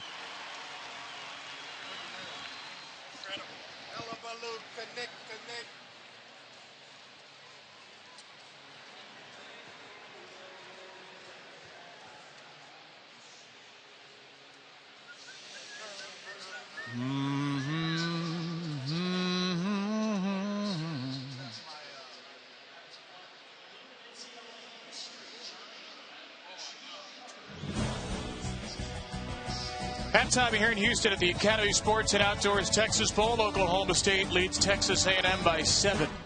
ESPN is your home for the college football playoff and the games of the New Year's Six. Coverage begins tomorrow and continues December 30th and January 1st. And don't miss Championship Drive live from Pasadena beginning at 9 a.m.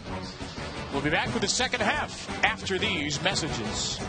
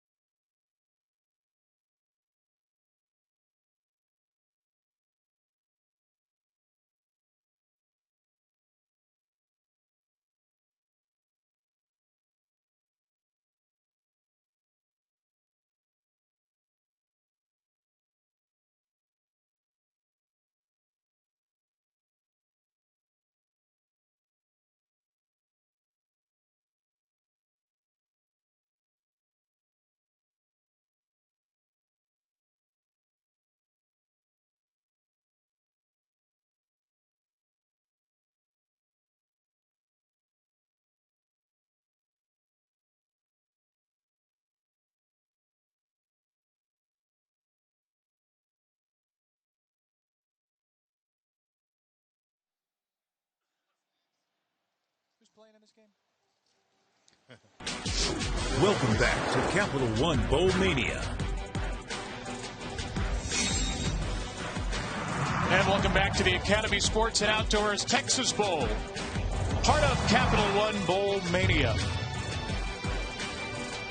First half of perhaps missed opportunities, the best way to put it for both teams. Oklahoma State leads Texas A&M by 7 in a game where both teams could reasonably make the case they should be up by multiple scores. Kevin Brown, Andre Ware, wasn't it an odd first 30 minutes? It really was, and it seemed like a long first half to go along with it, but some mistakes back and forth on both sidelines led to the 14-7 score that we had. Texas A&M turning the ball over early. Their defense able to rally and hold Oklahoma State to no points. They're driving to go in, put the ball on the ground again, and then it opened up or provided some opportunities for Oklahoma State to hit on some big plays, which they talked about they had to have to get themselves in the end zone a couple of times. Spiller bringing A&M back. They're finally able to capitalize and get in the end zone, and here we are at 14-7.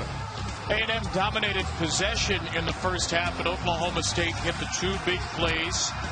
99 yards on 2 catches for Braden Johnson, nearly half of the Oklahoma State total yards. Chuba Hubbard, the nation's leader in rushing, 7 carries, 78 yards, more than 11 a pop. He's gone over 2,000 for the season. He is currently in 29th place all time in the NCAA single season record book. Just seemed like he didn't have a lot of opportunities to really get himself going. Oklahoma State will start with the ball as Alyssa Lang caught up with Texas A&M head coach Jimbo Fisher moments ago. Coach, offensively, what do you want to see in the second half? Just consistent moving the ball. Just got to finish the drive down here. We executed a great drive at the end. We're moving the ball. We know what we got to do. Hit our passes on third down, and we want to get our shot plays. We got to hit them. You guys came up with a couple big stops in the first half. How do you continue that defensively? Well, we got to get a post play. We give up a couple big ones, and our open field tackling's got to get better. But we had a critical stop there and a critical stop after the first turnover. So we're playing in spurts. It's got to play a little more consistent. Thank you, Coach. Thank you. Oklahoma State starts with a pass play to Braden Johnson.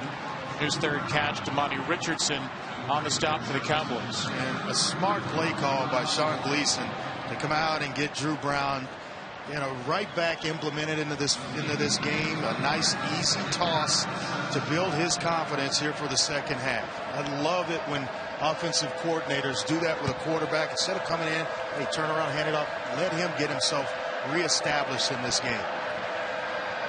Brown making his third consecutive start after the injury to Spencer Sanders, who has played one snap today, and he nearly dropped it in beautifully here.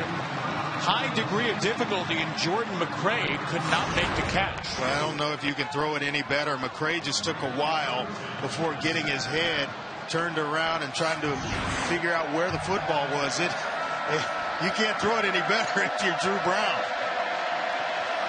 Big target at 6'6". Cowboys go with tempo. Brown will air it out again on 3rd and 7. And the ball was knocked out. It is incomplete. What a play on the back end by Damani Richardson, the true freshman. That was a catch by Braden Johnson, and he goes up and just continues to fight. He's trying to reel it in. Johnson, the hand swipe at the end is what made the play by Renfro.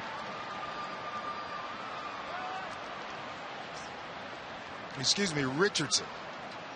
And it would have been, Andre, a third big play for Johnson in the game. They gave up a couple early, and then now they've settled in on the back end, and that young man has had some football game. There's an injured Texas A&M player. It's Tyree Johnson, who had the 2 sacks in the first half.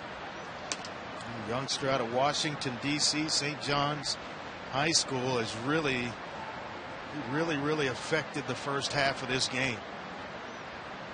Remember, A&M is playing without Justin Matabike, their defensive MVP up front. DeMarvin Leal has returned to the game, as has Jaden Peavy, 2 defensive linemen who left momentarily with injuries in the first half.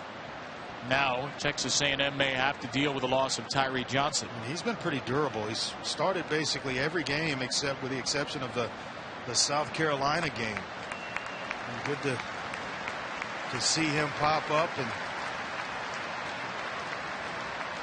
make his way to the sideline.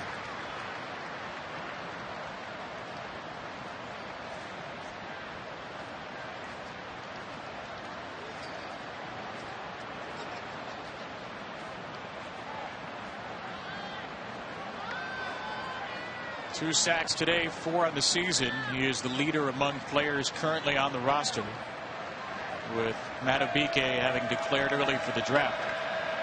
He's a 4-star recruit out of high school. 2018 made the SEC all-freshman team. So Oklahoma State will punt after its first 3 and out of the day. Another short kick by Tom Hutton, another high and short kick. A fair catch made by Smith after a kick of only 33. This is exactly what Jimbo Fisher needed to have happen. A stop coming out of the locker room. And he mentioned that they've run the football with some consistency. They just haven't finished drives. Well, you get the first part of that equation is the stop. Now you get right back to doing business offensively. And for Oklahoma State, you're looking to have some negative plays here. If you can change field position, you certainly want to do that if you're Mike Gundy and his bunch. Kellen Mond 8 for 11, only 35 yards in the first half. Mond will run the option to start the second. And Mond gets taken down after a gain of about 1.5 yards. What do you think of Kellen Mond's first half? Thought he was a little inconsistent. He was able to hit the underneath stuff, but anything over 8 yards, 8+ yards, he basically showed some rust of having not played since November 30. And so you're hoping that the second half he can kind of find his footing and get himself going. Anaya Smith joins him in the backfield and now motions outright the linebacker Malcolm Rodriguez on him. And Mond looks that way, and the pass is dropped by Smith. Some smoke on that one, and Smith was coming inside. Those are ones that you want to just kind of touch in there and give your guy a chance to make a catch. That one was thrown with a lot of heat on the back shoulder of Anaya Smith. It's going to be a tough catch for him. Oklahoma State trying to play around with Kellen Mond, trick up the pass protection here.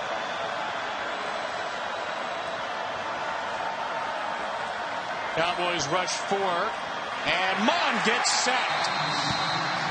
There's that negative play that we were talking about. Came in the form of Trace Ford as well as Mike Scott. There's a flag down. Not sure, maybe offsides here on Oklahoma State. Yes. So that's going to give the Aggies a free 5 and a redo on 3rd down. Mark Kluzinski, our official, with the call. And now you need to convert. This is where you have to have it. So from a 3rd and 9 sack to a new lifeline on 3rd and 4.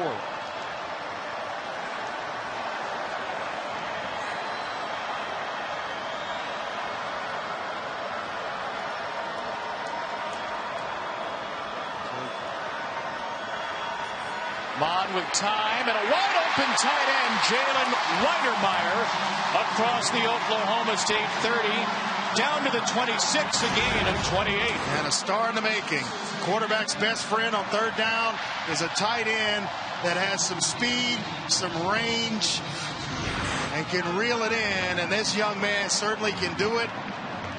He has had an outstanding season, 31 catches coming into the bowl game, 2nd team All-SEC. Longest play of the game for Texas A&M. A 2-back set on 1st down, and Mond will keep it on the option. Now a pitch to Smith. Anaya Smith sets up 1st and goal as he hangs on the football down to the 8th. Well, the big 3rd down conversion to Jalen Weidermeyer has kind of got this drive going. They were about to stall out. A penalty gave him another shot. He comes up with a big play. Did I mention he's a Dickinson Gator? By chance, same high school I went to. How about that? GATA, baby. Young man's going to be a heck of a player. So Texas A&M said its 2 longest plays back to back. Dickinson High School representing. And Smith out of Sugar Land after that. Part of a host of Aggies from right around this Houston area. Their biggest alumni base is university. First down, Spiller trying to work it outside. He does not. Tackle for loss made. Pressure came from Rodriguez. Jason Taylor cleaned it up. The penetration there by Oklahoma State.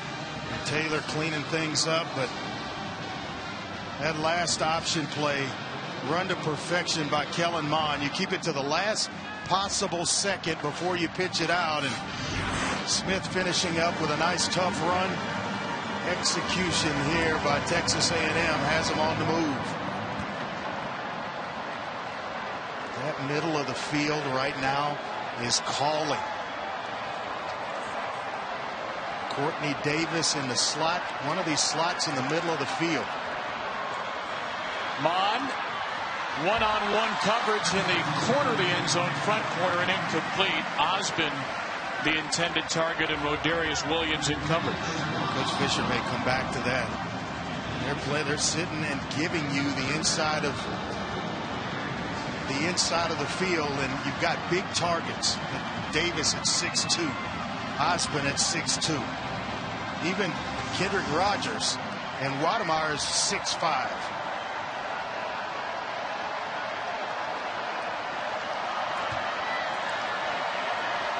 Wademeyer's slot left had the big catch on this drive.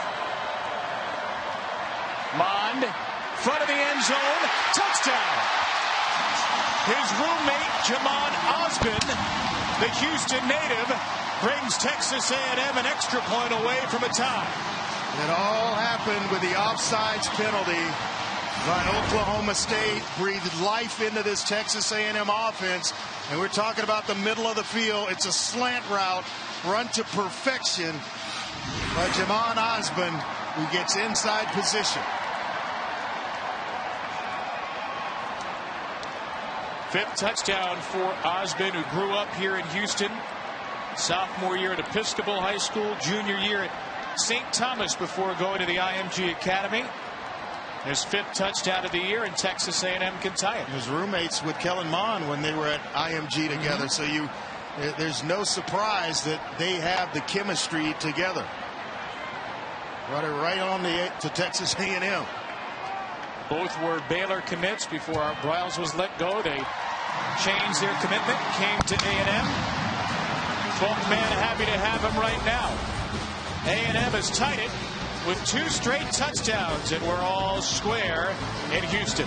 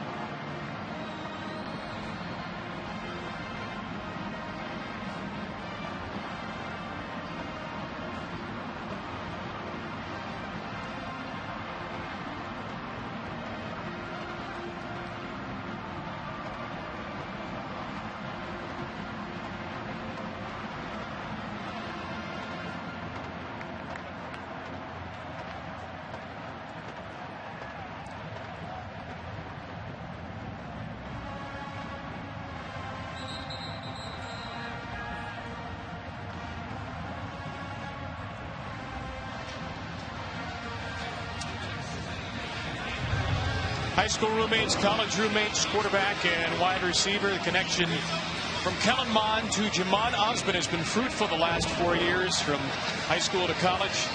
And the Jew hookup for Osmond's 8th career touchdown, 5th of the year, to tie this Academy Sports and Outdoors Texas Bowl. We got a ball game, partner. Oklahoma State had the first 14. A&M has responded. Braden Mann boots it away. And the Cowboys will start at their 25 as we look back with our Expedia Drive recap.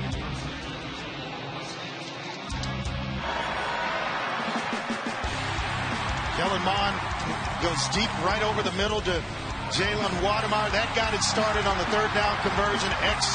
Excellent at executing the option, getting it to Smith in the open field, and then he throws an absolute dime low and inside, so Osmond, or no one's going to catch it. His receiver comes up big and puts 7 on the scoreboard, and we are tied at 14 apiece. Now the onus on Oklahoma State's offense. And the last drive, Kevin, that they had, they go 3 and out, and Chuba Hubbard has not touched the football. So I would imagine they are going to go heavy in his direction here to start this drive. Got to get it to your playmaker. There is Hubbard. And Texas A&M was ready for it. Hubbard trying to reverse direction, and he just ends up losing an extra yard or 2. -5 to start this drive. Jeremiah Martin with a big pause turns him around. I mean, just grabbed a handful of jersey as it looked like Hubbard was going to redirect himself, and the big sophomore on the edge is one heck of a job. Only his 8th tackle of the year. He is a pass rush specialist. They love putting him in passing situations. Had 30 sacks in high school.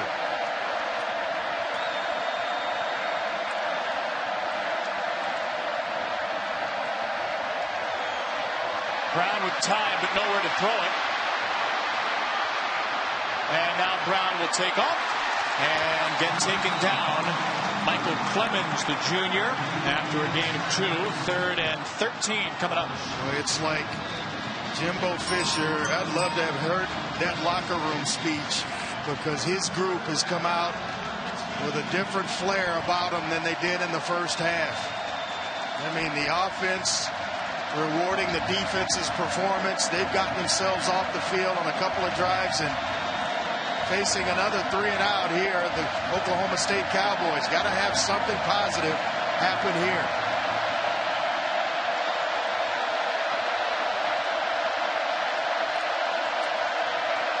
Delayed rush for Johnson. Brown airs it into single coverage, incomplete.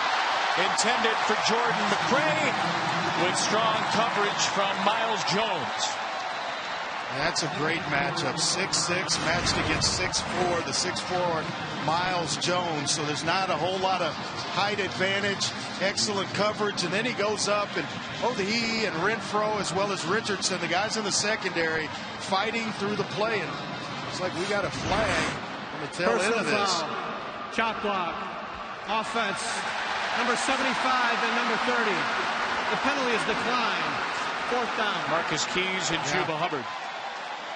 Andre, since Oklahoma State's last score, the Cowboys have run 22 plays for just 46 yards. That's just over 2 yards per play. You know, they want to complete shot plays. They're going to continue to take them.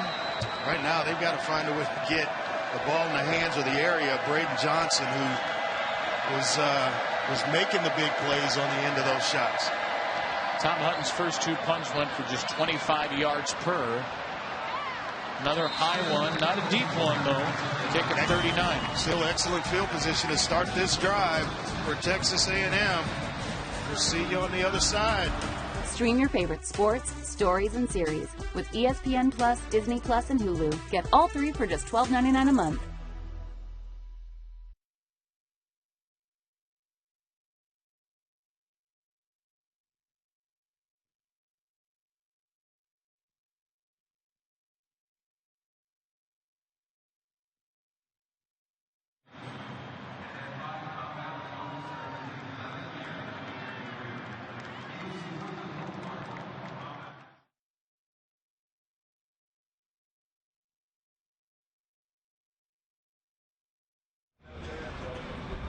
The Academy Sports and Outdoors Texas Bowl, brought to you by Capital One. What's in your wallet? And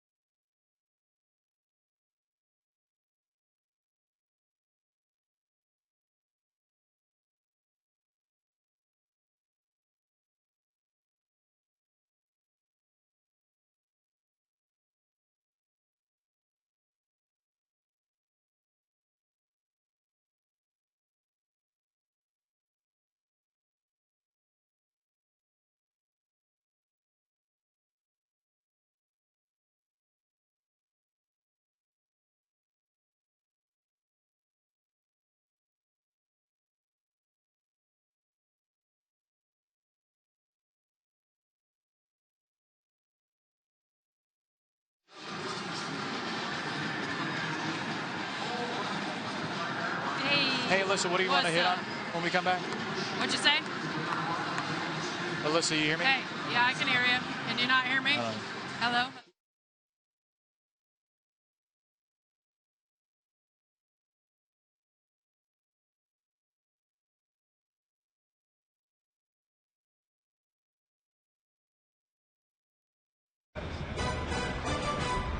the Academy Sports and Outdoors Texas Bowl, brought to you by Capital One. What's in your wallet? And Lexus. Experience amazing. Players and coaches from both schools participated in the DePelchin Children's Center Museum Scavenger Hunt, one of the great events throughout the week at the Academy Sports and Outdoors Texas Bowl. Both teams have raved about the hospitality in Houston all week long. Great matchup of old Big 12 rivals, charter members of the conference, meeting for the first time since 2011. Kellen Mond and Texas A&M back on offense on their own 39.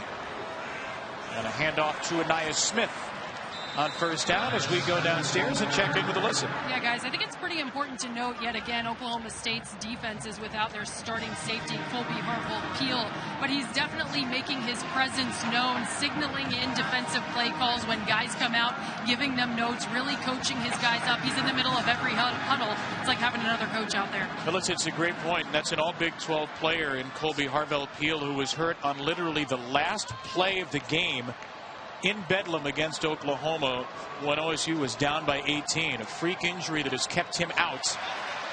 Mond's pass batted down to set up third down. Andre, we mentioned that off the top. Alyssa mentions it again here. How much have you noticed the loss of this young man, Colby Harville-Peel? Well, you certainly notice it on the back end, and anytime you're making plays and passes are being caught on the third level of the defense, he's a guy that can clean all that up.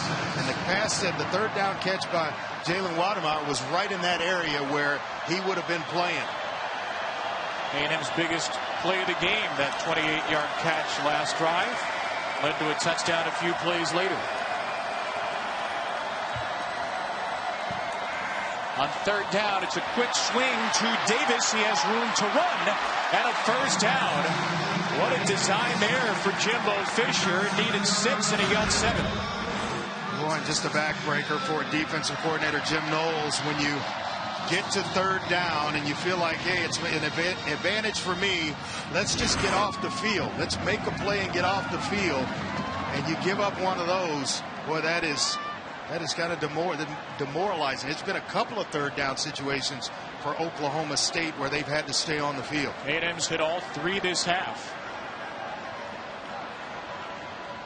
Midway through this third quarter, they're skunking the Cowboys in the yardage department. Smith gets hit hard, drilled in the backfield. It was Malcolm Rodriguez to clean it up. State wrestling champion, the guy that knows leverage, and he certainly showed it there against the true freshman Wademar. Got up the field and made a heck of a tackle.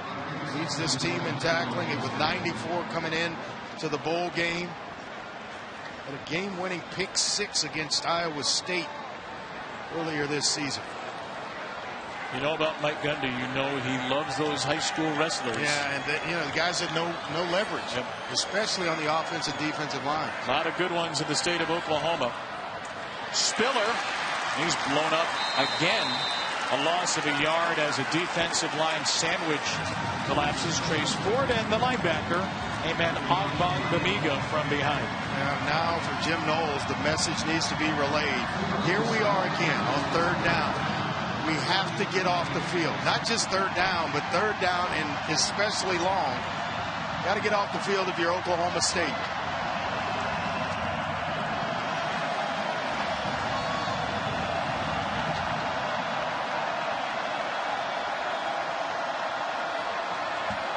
Aggies need the Oklahoma State 40. They've been perfect on third down in the quarter. They will not remain it. Bond cleaned up by Ogbon Bamiga, and Oklahoma State will force a punt. Playmakers have to make plays. Rodriguez makes a play the previous one, and here Bamiga, that is a mouthful. He makes the play to clean it up on third down. Think about that one for a little while. His first name's Amen, so that's the shortcut. Also out of Alberta, Ogbon Bamiga, and Oklahoma State signed him the year before they added Chuba Hubbard out of Alberta. Probably helped a little bit. Braden Mann, the all-world punter, with a good one dropped inside the 15. 14-14 here in Texas. What a game we've got.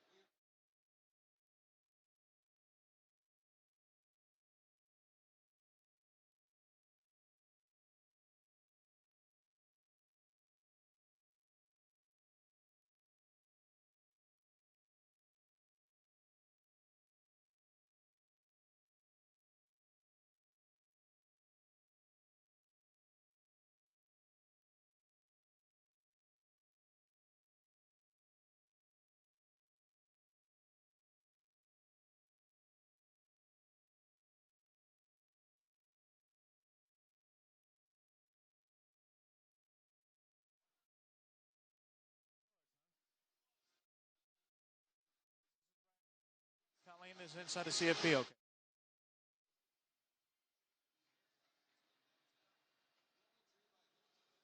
many carries Chuba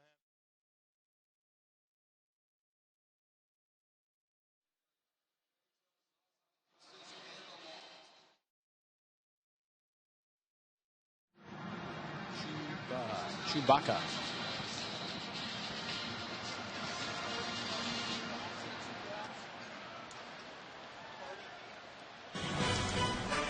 Sooners, Buckeyes, two types of Tigers, all with one goal, the national championship.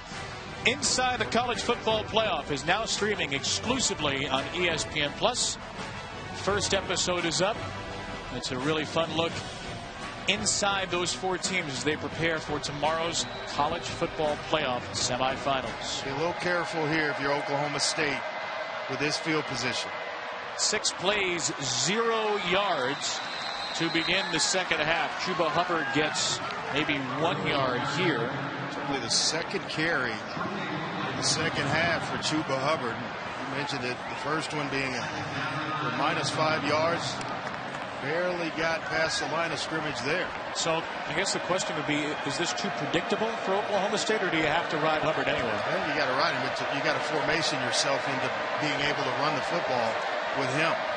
Only a 5-man box here. Hubbard will run it into that box. That's exactly right. He split 4 receivers out. Even the big tight ends, Jelani Woods, split out wide. So you have to respect that if you're Texas A&M. Otherwise, Drew Brown picks it up, spins it out wide. You get a couple of cheap yards that way.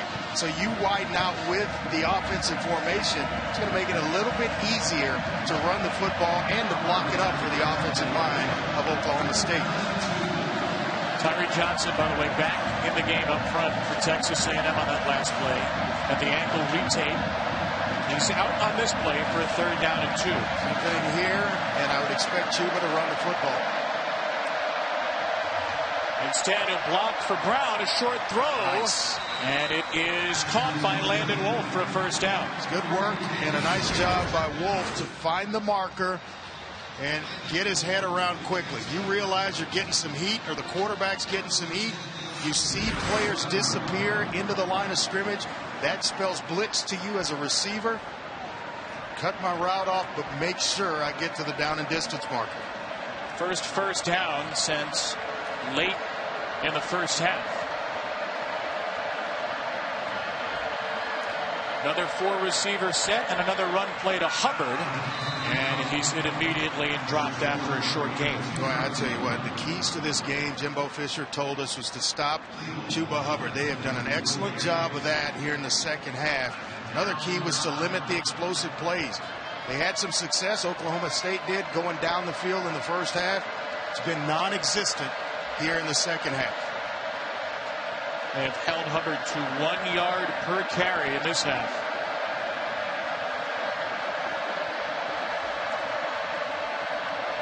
Flag is thrown at the snap. Brown will run out of bounds. It will check the marker. Bryce Snyder is in the game, and he had a handful of jersey of one of the defensive linemen, may have been Bobby Brown, chasing either he or DeMarvin Leal, chasing Drew Brown. He got away with it, though. Offside. Defense number 40 lined up in the neutral zone. 5-yard penalty. Repeat, 2nd down. Tyree Wilson. Offsides for A&M.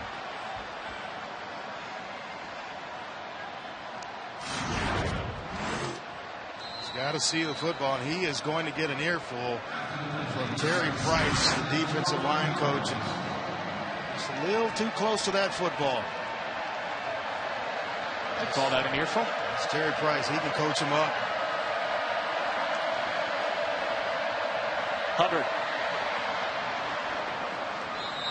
3rd down and short coming up.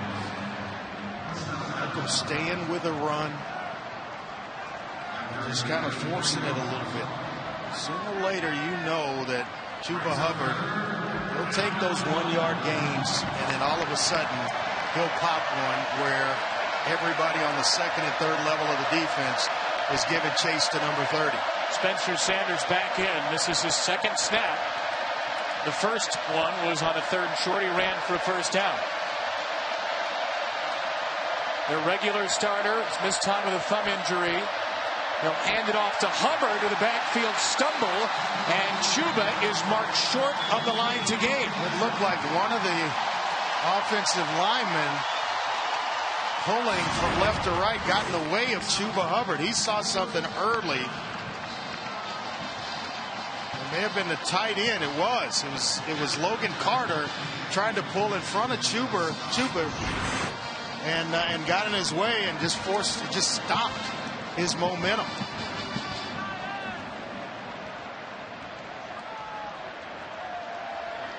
once again, Oklahoma State punting the football back to a dangerous return man. This is by far Hutton's best punt of the day. There's a dandy down to the 15 and a fair catch after a punt of 52. How about it? Hey, tomorrow night it's time. The college football playoff semifinals on ESPN and the ESPN app. 4 Eastern, 3 Central. Joe Burrow and Jalen Hurts, 1 and 2 in the Heisman. Face off LSU, Oklahoma in the Chick-fil-A Peach Bowl. And Ohio State and Clemson in the PlayStation Fiesta Bowl. What a season for Joe Burrow. The largest margin of victory in Heisman Trophy history. 4,700 yards, 48 touchdown passes. He has changed the way they will play football on offense at LSU going forward. Now every receiver will want to get involved in that. They already were putting out big-time receivers. It'll be hard to recruit them now. Isaiah Spiller. Another tackle made by Ogbong Bamiga. His 9th of the game. Both teams defensively doing an excellent job. It's like who's going to flinch first.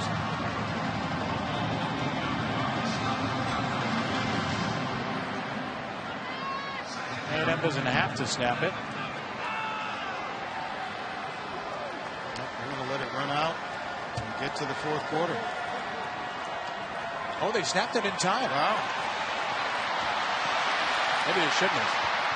Vaughn, did he throw it away? Yes, he did get it away before he hit the ground. The pressure came from Ogbong Bamiga, who's turning this side of the field in the Amen corner. 14-14 in the Academy Sports and Outdoors Texas Bowl. Thanks for the courtesy laugh. We got a heck of a game on our hands. 4th quarter coming up from Houston.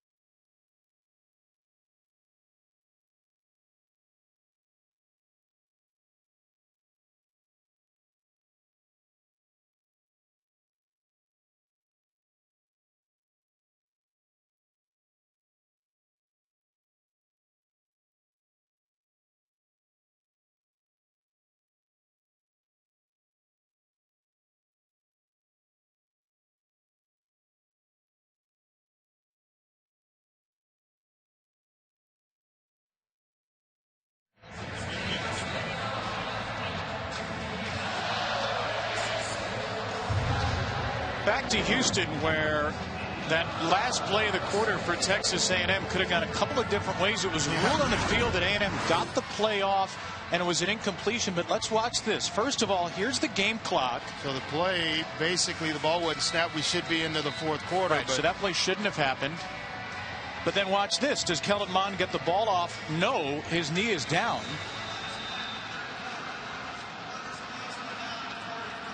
Yeah. So, and Eamon Ogbongbemiga is going to get credit for a sack on Kellen Mond. It's going to be moved all the way back to the 8-yard line. I mean, this is a huge. Yeah, and we were wondering, why rush the play?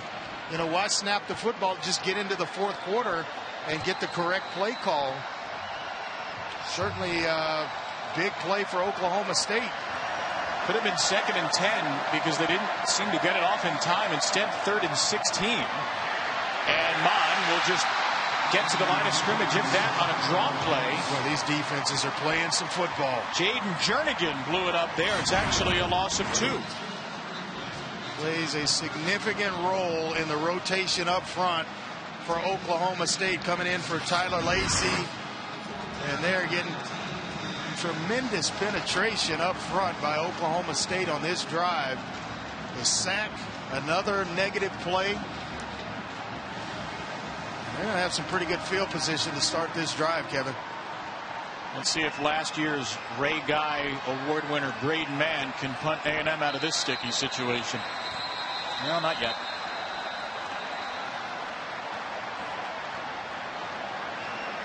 Before the ball was snapped. False start. Offense number 9. Will penalize half the distance to the goal. Remains 4th down. Got to press the reset button if you're Jimbo Fisher. And if I'm Oklahoma State, I might come after this.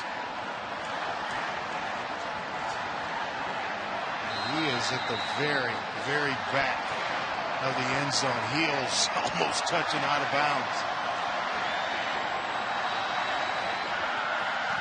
And gets it away cleanly.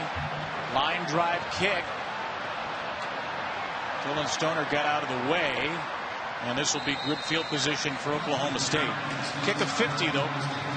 It was a good one by Mann, about as well as you can do under the circumstances. Bowl season rolls on tomorrow, noon Eastern, 11 Central. The Goodyear Cotton Bowl Classic from AT&T Stadium. Memphis and Penn State. The group of 5 represented the Memphis Tigers. 1 loss out of the American Conference, and Penn State an at-large selection. Another fantastic year for James Franklin out of the Big Ten. He has done an outstanding job with that program as a whole. Mike Norvell, Florida State's head coach. Greener pastures in one sense of the word. Got some work to do. Chuba Hubbard with a good first down carry. That's the carry that Oklahoma State's been looking for here in the second half. And that's the toughness in which he can run with. Even as a back known for his speed, he runs with tremendous toughness. 6'1", about 210 pounds. Can run between the tackles, and we know you give him a crease, forget about it. Came to Oklahoma State at 180. Out of Sherwood Park, Alberta, Canada's cowboy. Hubbard has it around the edge, and he is out of bounds with enough for the first down. It felt like at some point you got to just put it back in his hands. You're struggling offensively. You need to feed Chuba Hubbard and let him get himself started. This time Brown looks to throw. He looks long. He goes long again, and it's incomplete. Tipped away by Charles Oliver, one of the all-time pass breakup leaders at Texas A&M. Boy, if you're Landon Wolf, you're a receiver. You can't redirect yourself on a route. Now the ball is getting ready to be thrown, and then all of a sudden you see a receiver take a different angle on a route. I'm wanting to throw him towards the sideline away from coverage. He kind of starts to leak towards the end zone. It's a redirect, and that one's going to be incomplete. He's lucky that he didn't lead his quarterback into an interception. Pressure comes, and Brown gets blasted. Devion Renfro, the corner off the edge for a major loss. -9 on the play. The story of this second half has been the defensive units for both teams. And Michael Clemens gets up the field, tremendous penetration, along with Devion Renfro. Tell you what, they're playing some ball. 3rd and 19. Incomplete, intended for Wolf. One thing I know is defenses feed off big plays. And here in the second half, the Aggies have created some big plays along with Oklahoma State's defense. They've created some big plays. Just settle in, partner. We got a long ride ahead. 17 plays in the second half for Oklahoma State for 22 yards. A&M has been stalwart.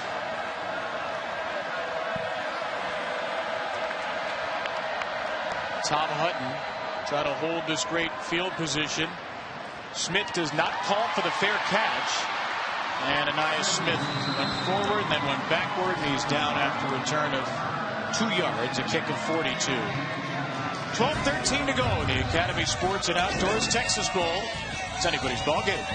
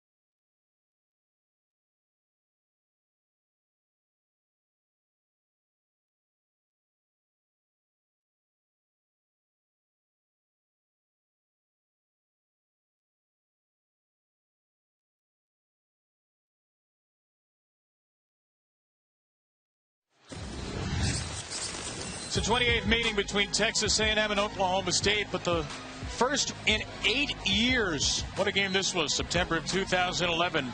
Ryan Tannehill and Brandon Weeden, 2 top 8 and unbeaten teams. Weeden and the Cowboys down 20-3 at the half. Storm back in the second for a 30-29 win. And just 2 days later, Texas A&M officially announced its entrance into the SEC. They have not played since. I watched that game this morning. We talk about some names that played in that game. I'll get into that after this play. Kellen Mond on a design run. Wow. Mond bursts free for a first down onto the Oklahoma State sideline. Brandon Whedon played in that game in 2011. Ryan Tannehill.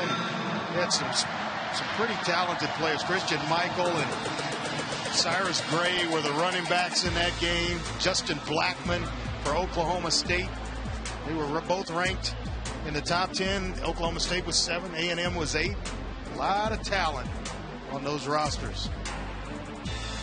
Mike Gundy said after that game, our team was in better physical condition by a long shot. And it was the beginning of the end of the Mike Sherman era in College Station. A couple of coaches later, it's year 2 of the Jimbo Fisher era. Isaiah Spiller sheds a tackle in the backfield. And Spiller has a good first down run of 5. Ogbongbemiga with his 11th tackle of the game. Mike Sherman had put together one heck of a roster. You start to look at the success right after. Johnny Manziel was their Heisman winner the next year. All that was brought in. The offensive linemen that were being drafted in the first round. Mike Sherman did that and deserves a heck of a lot of credit.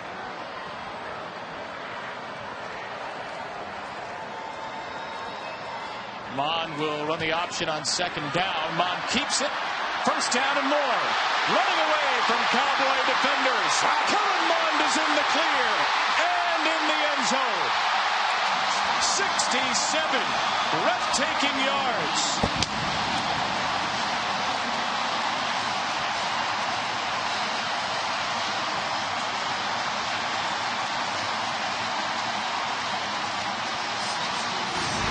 Block by Jamon Osborne on Rodarius Williams is what frees up Kellen Mond. An excellent block on the edge, didn't allow Williams to get back into the play. And Kellen Mond, the great equalizer, athletic quarterback that can force a defense to play 11 on 11. His longest run of the season was 36. It no longer is. Texas A&M has its first lead of the game.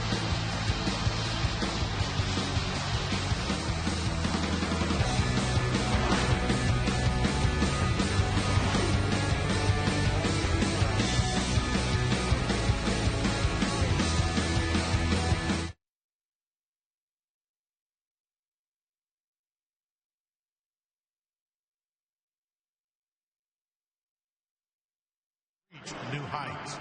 The Aggies leading North Carolina State 45-13 late in the fourth quarter. Cullen Gillespie scored the first ever touchdown by the 12th man. You could not script it better. In his final game, Cullen Gillespie caps it all off. The 12th man punches it home. The perfect capper to a 52-13 win in the Gator Bowl.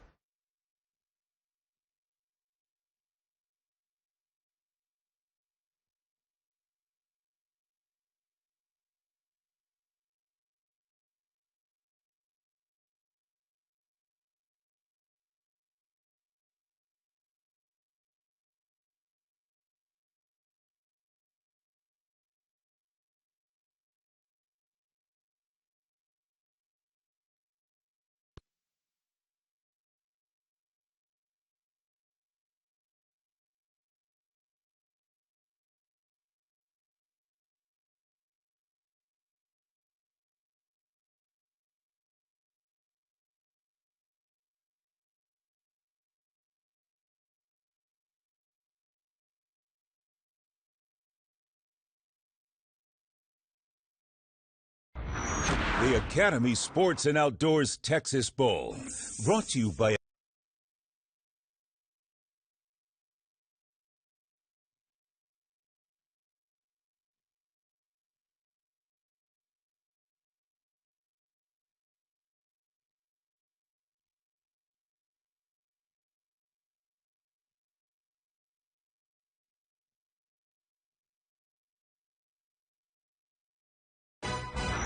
the Academy Sports and Outdoors Texas Bowl, brought to you by Academy Sports and Outdoors.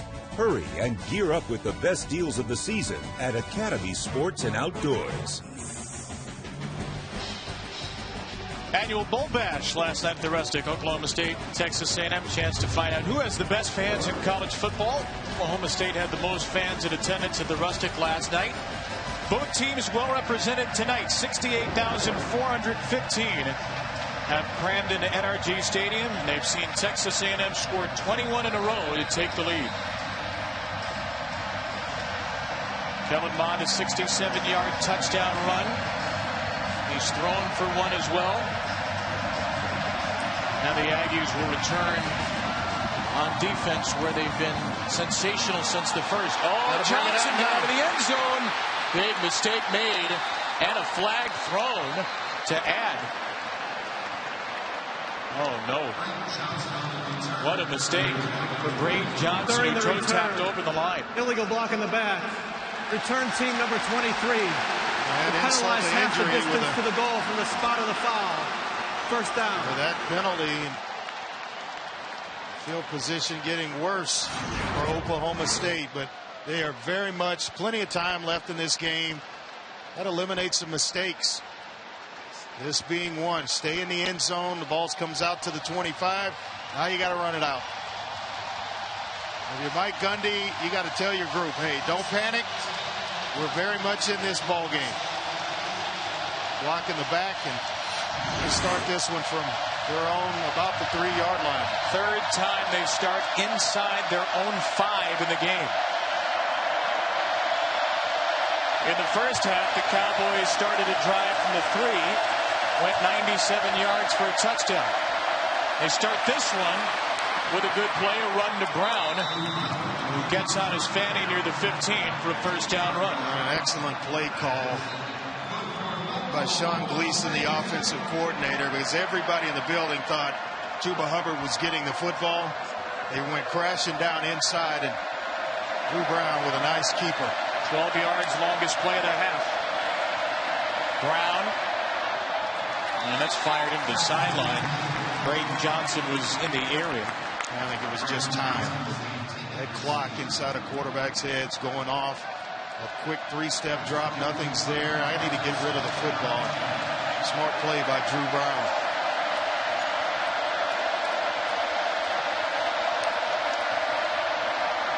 Here's Hubbard, got a block from Johnson down the sideline. What a cutback by Chuba Hubbard, who somehow managed to stay in bounds and burst into A&M territory for 42. It's the exact formation that they had. 2 stacks on the outside, getting A&M to spread itself out, and they gave it right back. Exactly what they did earlier in the ball game. Gave it to Chuba Hubbard. Big play on the edges. And it's his 11th consecutive 100-yard game. A $137 for the nation's leading rusher. Brown, that pass was deflected and nearly caught, but McCray couldn't come up with it. Looked like it wobbled coming across the line.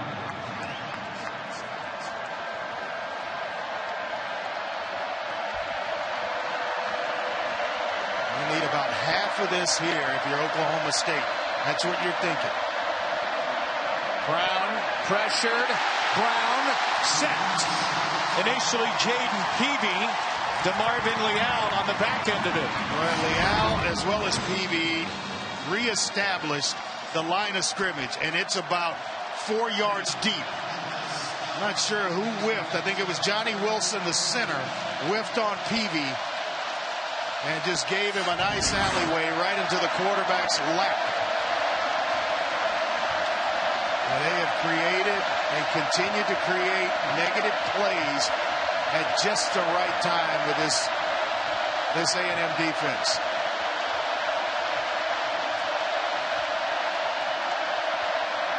Set up the screen for McCray. He is very close. Needed the 33. He's a yard short. You'd assume this is go for a territory for Mike Gundy. I think so. You get down close to 8.5 minutes. You got one of the nation's best at his position in terms of Chuba Hubbard at running back. Short yardage situation. If you're going to rely and you believe in him, this is the time to do it.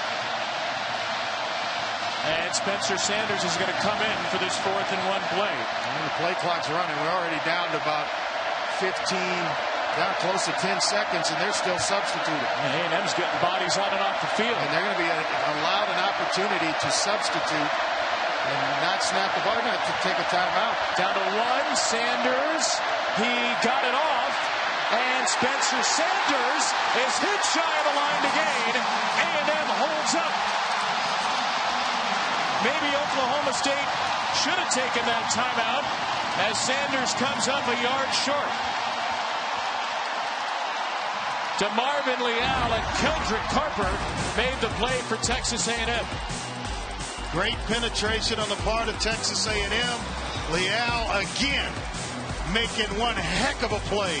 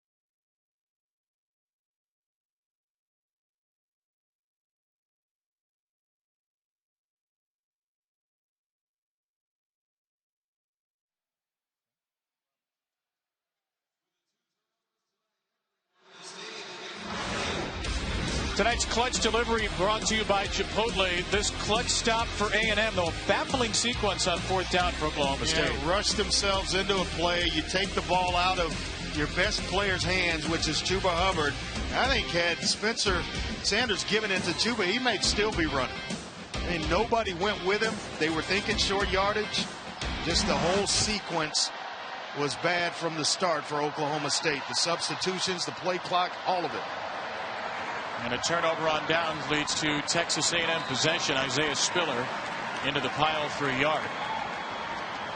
Oklahoma State fans may be looking right now at this game, at the situation, and saying with 8.6 yards per carry, why does Chuba Hubbard only have 16 carries in the game? Is that a fair question to ask? Well, there's certainly a couple of short yardage situations where he how to put the ball in his hands.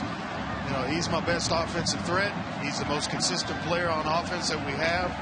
Let's give him a chance to pick up a yard and move the chains. See if the Cowboys defense can pick up their offense. Give the nation's leading rusher another chance. Kellen Mond with a first down throw to Courtney Davis. And Davis with a few yards extra to midfield for 15. Excellent throw by Kellen Mond, and he's kind of gotten his footing. He's thrown the ball well here in the second half of this one.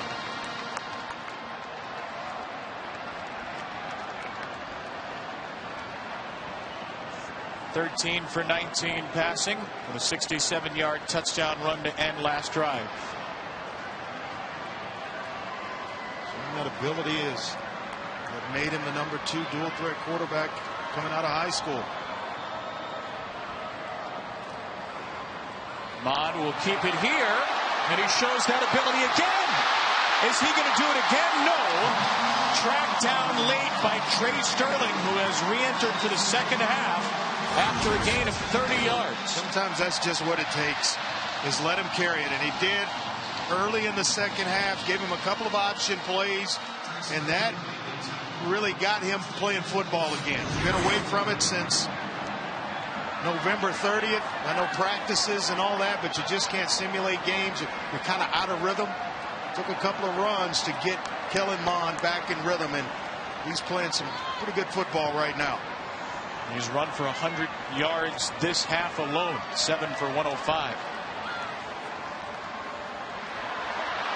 Here's a nifty run by Anaya Smith.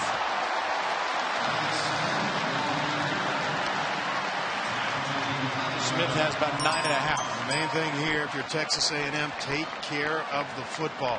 If you're Oklahoma State, you're trying to hold just to a field goal attempt. The first order of business for Jimbo Fisher in this offense is to take care of the ball. Oklahoma State trying to paw it out, create a turnover if you can. Fullback Baldry in the game.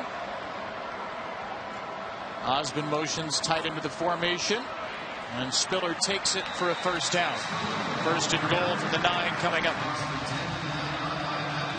We are getting ever so late in the ball game, down close to 5 minutes.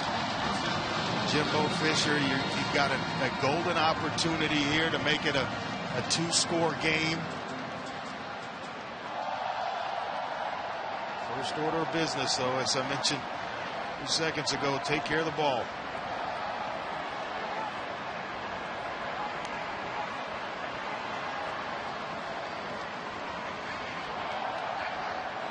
Play clock down to 5. Oklahoma State will snap it there with Spiller.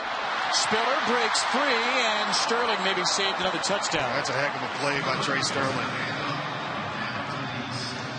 He has really come on this season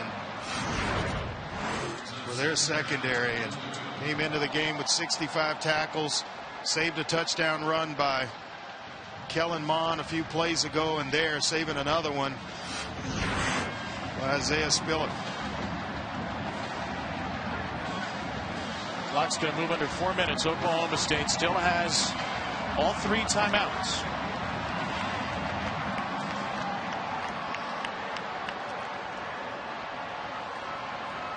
There's a run with Spiller again.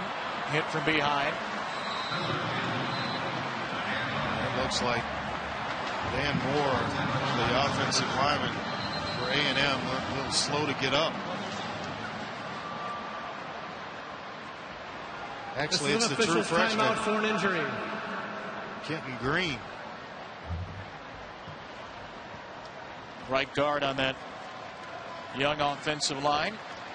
Jimbo Fisher told us he thinks Kenyon Green may be a first-round pick someday.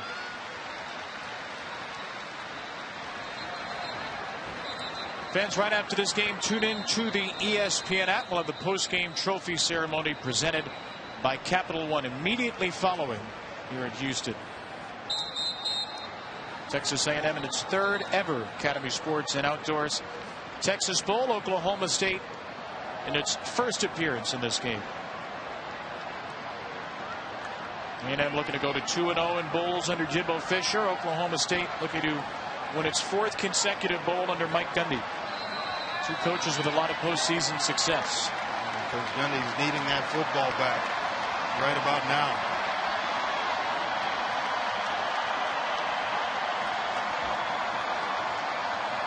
On will wait to snap it. And now there's some movement on the line. And you hold those big grunts in that long, they are bound to jump, which is exactly what happened with Carson Green. Offense number 54. 5-yard penalty. Remains third down.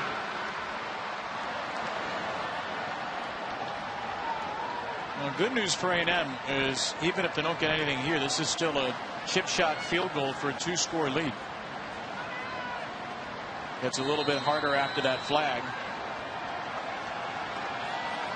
We run left here to get this ball back in the center of the field. Other good news, it actually kills a little more time. Game clock continues to wind with a play clock back up to 25. And Mon will just turn and hand it off to Spiller. Bamiga takes him down across the 10. See if Mike Gundy uses a timeout yet. I think he did signal for one. He did signal for it, yes. Maybe a few more seconds on that clock when we return. Timeout Cowboys before a field goal try.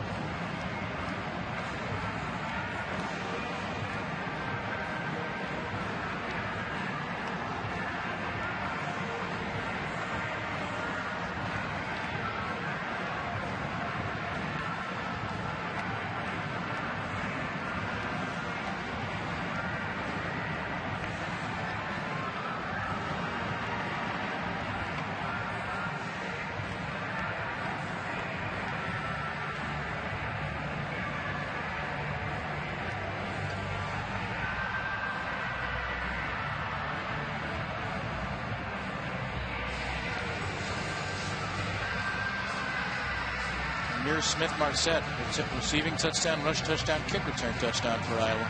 That's pretty good.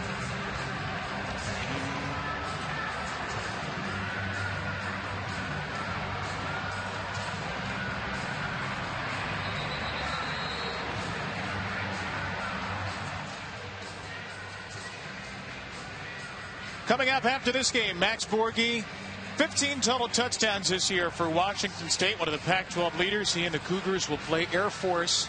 Air Force versus Air Raid in the Cheez-It Bowl. Kick coming at 10:20 from Chase Field in Phoenix. Back here in Houston, Texas A&M can extend the lead to 2 scores. The chip shot for Seth Small, a 24-yard kick for the sophomore, 17 for 22 on the year. All the mechanics have to be in place. The snap, the hole, and of course the follow-through. Seth Small's got to hit it right. Oklahoma State, one of the best kick-blocking teams in the country under Mike Gundy. And they don't get this one as Small drills it through for a 10-point Aggie lead. Going to make it tough for Oklahoma State, but still enough time. 2:52, you have 2 timeouts. Enough time to get right back in this thing and make it a game. Tall hill to climb, but not impossible. This season, for every field goal, an extra point made by participating universities, All-State will make a contribution to that university's General Scholarship Fund. Thank you, All-States. 24-yard field goal, 24 unanswered points for Texas A&M since Mike Gundy's Cowboys had a 2-touchdown lead early in the game. You always wonder which team is going to get the bold bump heading out of one year to the next. There's always at least one. It was Texas in the Sugar Bowl last year. And if A&M hangs on, you can see the stories write themselves. Youngest team in the nation, 4 seniors, another great recruiting class, easier schedule next year. True or not, I wonder if this can be some positive momentum into 2020 if the Aggies hang on. That's a tall order, though. Braden Johnson, an excellent return for Oklahoma State. He's out near his team's own 40. He didn't hesitate to bring that one out. Tonight after the Cheez-It Bowl, Linda Cohn, Neil Everett bring you Sports Center from Los Angeles. Previews, predictions, and best bets in advance of tomorrow's college football playoff semifinals. A conversation with Coach O and Clyde Edwards-Helaire going to play for LSU. That's in question. And reports from the Cowboys and Eagles as they prepare to decide the NFC East in Week 17. Sports Center tonight on ESPN and the ESPN app. Drew Brown has just 7 of his last 18 for Oklahoma State, and he'll stick it in the belly of Chuba Hubbard here. Generally speaking, a wise decision. Hubbard goes down after a dozen yards. He has 149 in the game. Just a smart player. Realizes the clock's going to stop until the chains move. Hubbard now in the top 20 all-time for a single season rushing yards in FBS history. This is Jordan McCray who gets out of bounds. Love his running style. It's just kind of the patience he shows, and then the explosion, as we mentioned earlier, to go along with it, allowing blocks to set themselves. He makes it tough on defenders. Clock is moving, whether Brown knows it or not. Starts in a delayed fashion after the out of bounds. Brown to the sideline. Jelani Woods, the Cowboy back, and he's pushed out with an Oklahoma State first down at 155. He is a good-looking player. Just a redshirt sophomore. Came in with 15 catches. Coach Gundy said, hey, we probably should throw him the ball a little bit more. He's a heck of an athlete. And next year, he's going to get a lot more thrown his way. Brown loads up, has a wide-open Johnson in the middle of the field. First down to the 19, a gain of 17. This might be what they needed a long time ago to start the second half. So no huddle, take the thinking out of it for Drew Brown as well as the rest of the offense, and just go play. It's the best looking drive that Oklahoma State's had here in the second half. Hubbard takes it, made one defender miss. Look at the hard running from Chuba Hubbard, trying to push his way with help from his teammates to the first down, and there's a flag thrown at the end.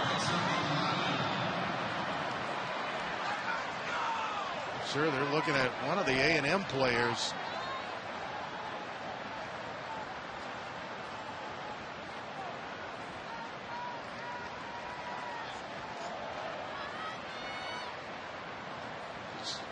Maybe Leon O'Neal, I'm not sure. Personal foul. Unnecessary roughness. Defense number 92. 92. Penalized half the distance to the ball. Automatic first down.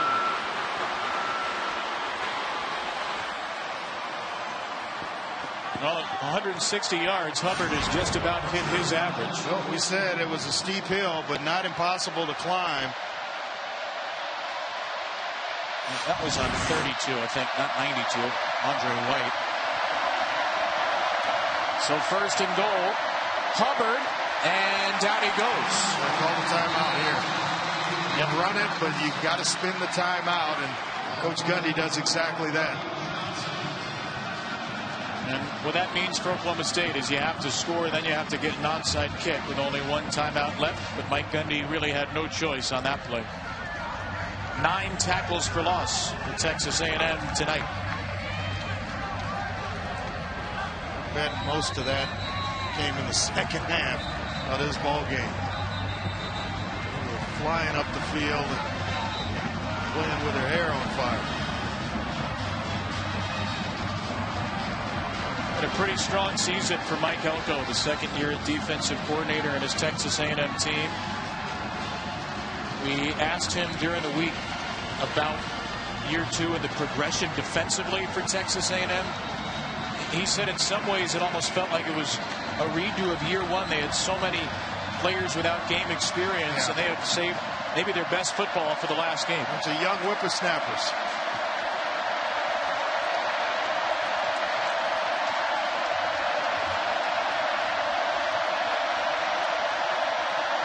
Brown on second down, off play action. Everyone's covered up, and he has to throw it away. Texas A&M was not fooled by that. Jeremiah Martin working against one of the tight ends is not going to allow Jelani Woods to get himself open. He pretended to block and hold him inside and then released, and the big defensive end was stride for stride with a 6'7" tight end.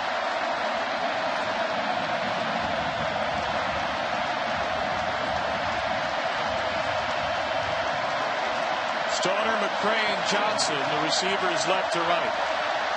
And Jimbo Fisher sprinting out of the field, trying to get a timeout, and now he will get the timeout signaled in late. Yeah, I don't want it, but unfortunately, they're going to give it to him. So there will be a redo on third down. Texas A&M takes its first timeout of the half. This is a 30-second timeout. When Stoner came wide open, Drew Brown just overthrew it. Could have been for not anyway. Clock to 105. 105. Ooh. I'd like to see Jimbo's 40-yard metrics on that one. That was some hot footing from Coach. Do you agree this is the best drive of the second half for Oklahoma State? I don't know what's close. That's the sad thing to say for them. No doubt, and it's because they've been forced to go no huddle.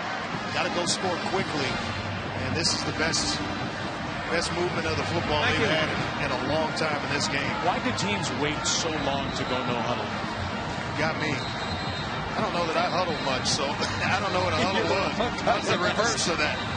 We didn't huddle a whole lot.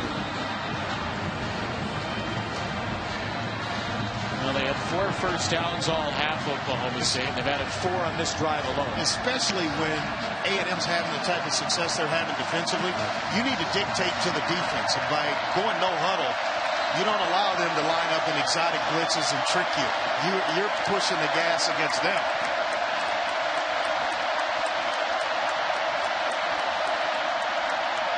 Brown on the slant to Johnson, and it's a touchdown. His second of the game. And Jimbo would like to have that timeout back.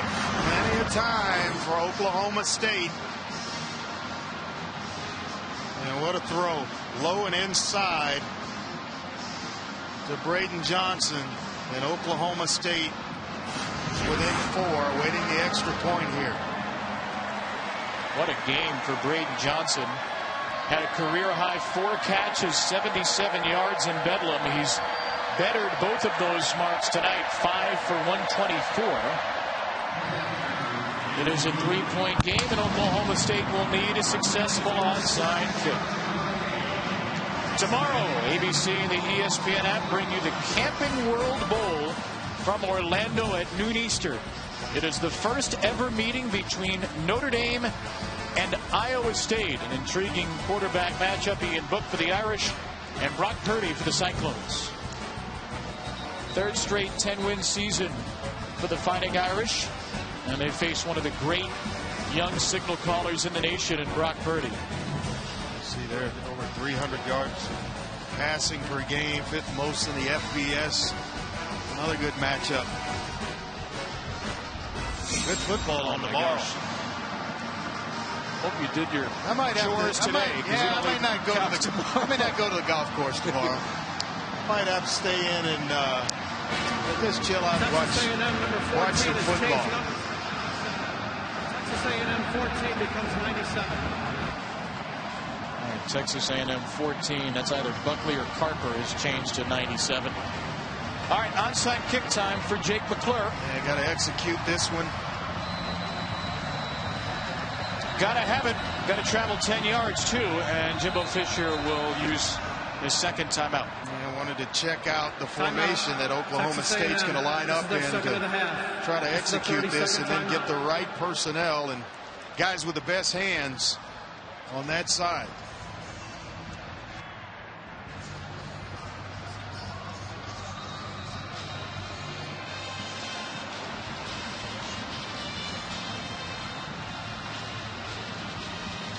Remember, Texas A&M this season, it's been a tale of really two parts of the schedule. 7-0 against unranked teams. All 7 wins against teams with a losing or 500 record. The 5 losses, all the teams ranked in the top 8 at the time. Wow. Including 3 AP number 1s. Coming in, you just didn't know who they were. What team is it? And I think they've shown you some resiliency. They've shown that this game mattered. Jake McClure's onside kick knocked down by a Texas A&M player. Looked like the Aggies got on top of it, though. We'll wait for an official word, and there it is. Moved it pretty early. Texas A&M football. Don't want to get too chippy here at the end of the game. And the Aggies have it. And they have win number 8 within their grasp. Boy, it looked like Smith is going to put it out there for Oklahoma State to have a chance to get on it. Not sure who actually recovered it. It was Isaiah Spiller officially. And it'll be 2 kneel downs for a second straight bowl win for Jimbo Fisher. It's always my favorite formation, because at that point you know you've taken care of business. Kellen Mond will take the knee. What a second half for him. Kellen Mond, our Capital One player of the game tonight. In the second half alone, he ran for 105, including a 67-yard touchdown, and he threw for 60 yards. Altogether, more than 200 yards of offense, and for the 15th time in his career, he throws and runs for a touchdown in the same game. And it's Gatorade time, just about, for Jimbo Fisher.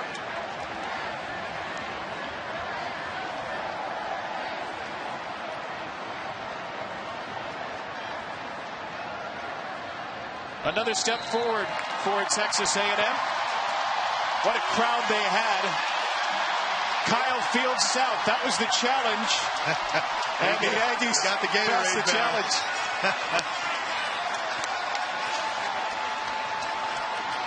What a great feeling for Texas A&M in a season that was filled with frustration against top opponents. They beat a very good Oklahoma State team, 24-21, and they win the Academy Sports and Outdoors Texas Bowl. What a great ball game by both teams, obviously with Texas A&M coming out on top, but Mike Gundy has nothing to be ashamed of, and his bunch played very, very well tonight.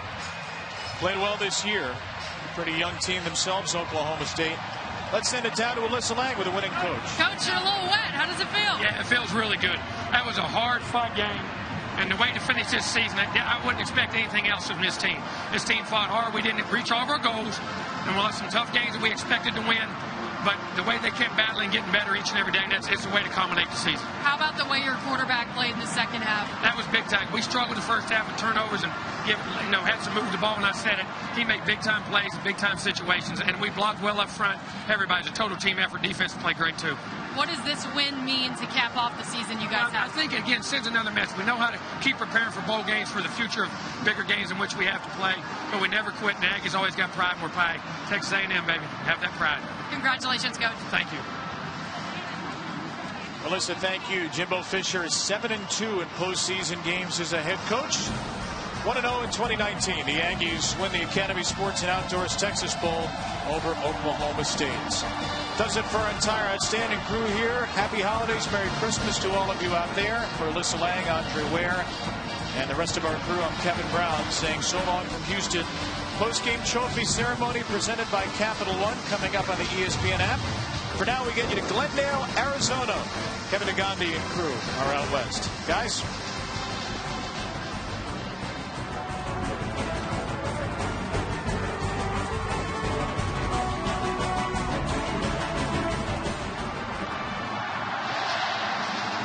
Welcome to the Academy Sports and Outdoors Texas Bowl Trophy Ceremony presented by Capital One. The festivities down on the field with Texas A&M winning the game are about to begin.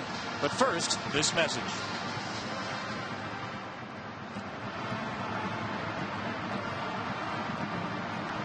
A second straight bowl victory in the first 2 years of this Jimbo Fisher era. Kellen Mond throws for 95 and a touchdown and runs for 117 and a touchdown. Finishes a decade of winning records for Texas A&M. It is a young team that will lose 4 seniors only after this game. And they know their biggest goals are ahead of them. Reminder to stay tuned. The post-game trophy ceremony presented by Capital One is coming up. It's Kellen Mond, the victorious quarterback. And a celebratory Texas A&M team with a whole host of fans who made the trip from College Station.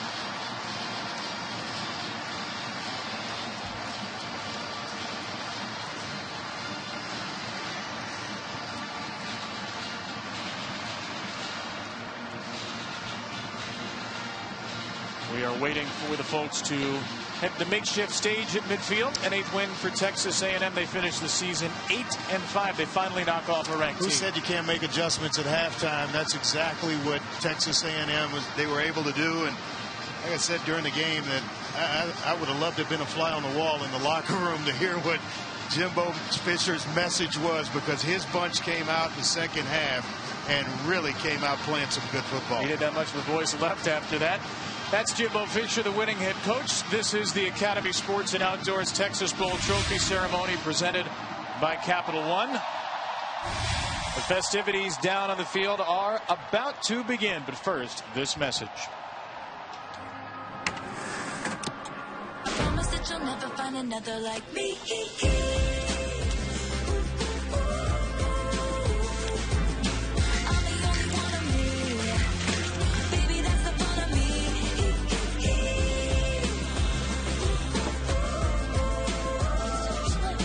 With the Capital One Saver Card, you earn 4% cash back on dining and 4% on entertainment. So when you go out, you cash in. What's in your wallet? Time now for tonight's Capital One rewarding performance. It was the winning quarterback, Kellen Mond. 13 for 19, 95 yards and a touchdown. Ran for 117 and another touchdown. Yeah, got himself going, and that's kind of how he gets his footing in a game, is the running aspect of it. That woke him up, started to throw the ball well. Touchdown pass in the second half, and then a couple of incredible runs. Put him in situations to run the option. He ran it to perfection. And just really got this A&M offense cranked up in the second half. That last play was the moment of the game. A 67-yard touchdown run his season long. Mond runs for his 8th touchdown of the year, throws his 20th touchdown. And we're going to send it down to Alyssa Lang for the trophy ceremony. Thank you to Oklahoma State University and Texas A&M for making the 2019 Academy Sports and Outdoors Texas Bowl such a great game. But now it's time to give a trophy to the champions, the Texas A&M Aggies. Big congrats to Jimbo Fisher and his squad for winning this game. My name is Alyssa Lang. Joining me is Sam Johnson, Vice President of Customer Care for Academy Sports and Outdoors, as well as June Dedrick, Chairman of the Academy Sports and Outdoors Texas Bowl. Guys, we've got a trophy to give to head coach Jimbo Fisher. All right. Congratulations, Coach. Great job. Academy Sports presents you. Great win tonight. All right.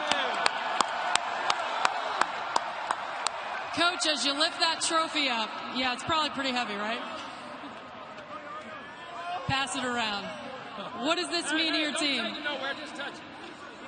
What does that trophy mean to your guys? Well, I mean, it means a culmination of a very hard-fought season. This team, we didn't reach all of our goals. We played some very tough teams and very tough games, but they never quit. They gave me their all. We got better each and every week, and we're learning to win games and learn. Again, that's 2 bowl games in a row. They're learning how to prepare and win for the future of what we're going to do. You guys had a fight in the second half to win this one. You were a little hoarse with us in our halftime interview. What did you say in the locker room? It wasn't from that. It was during the game, but all week. But we knew, listen, Oklahoma State's a great team. They're a top 25 team. They're a great opponent.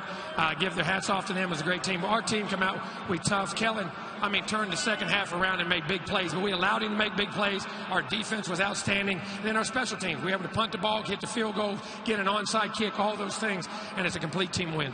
Speaking of your quarterback, we'll make our way over to Mr. Kellen Mond. Kellen, congratulations on the win. June, I think this is our Academy Sports and Outdoors MVP. Oh, yeah, you got to switch the hat out.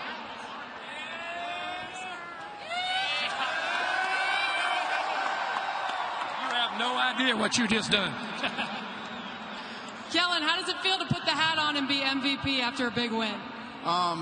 It's a great feeling, and to see how this team came out. We weren't winning at the half, and just to see our resilience coming into the second half, I mean, it just goes into what we put into this whole entire month in practice. Couldn't be more proud of this team. This game marks your head coach's 100th career win. What does it mean to play for this guy over here? I mean, we knew we had a special team before he was here, and he came in and laid a blueprint and changed the whole culture here. So, you know, we got a lot more years to come, and, you know, we want to bring championships here. How do you feel about the cowboy hat? Great. Congratulations, Kellen. Thank you guys so much for joining us tonight. Again, congratulations to Texas A&M, and thank you so much to the Academy Sports and Outdoors Texas Bowl for a great game. Thanks, everyone, for watching. Melissa, thank you, and congratulations once again to Kellen Mond and the Texas A&M Aggies, champions of the Academy Sports and Outdoors Texas Bowl. Good night from Houston.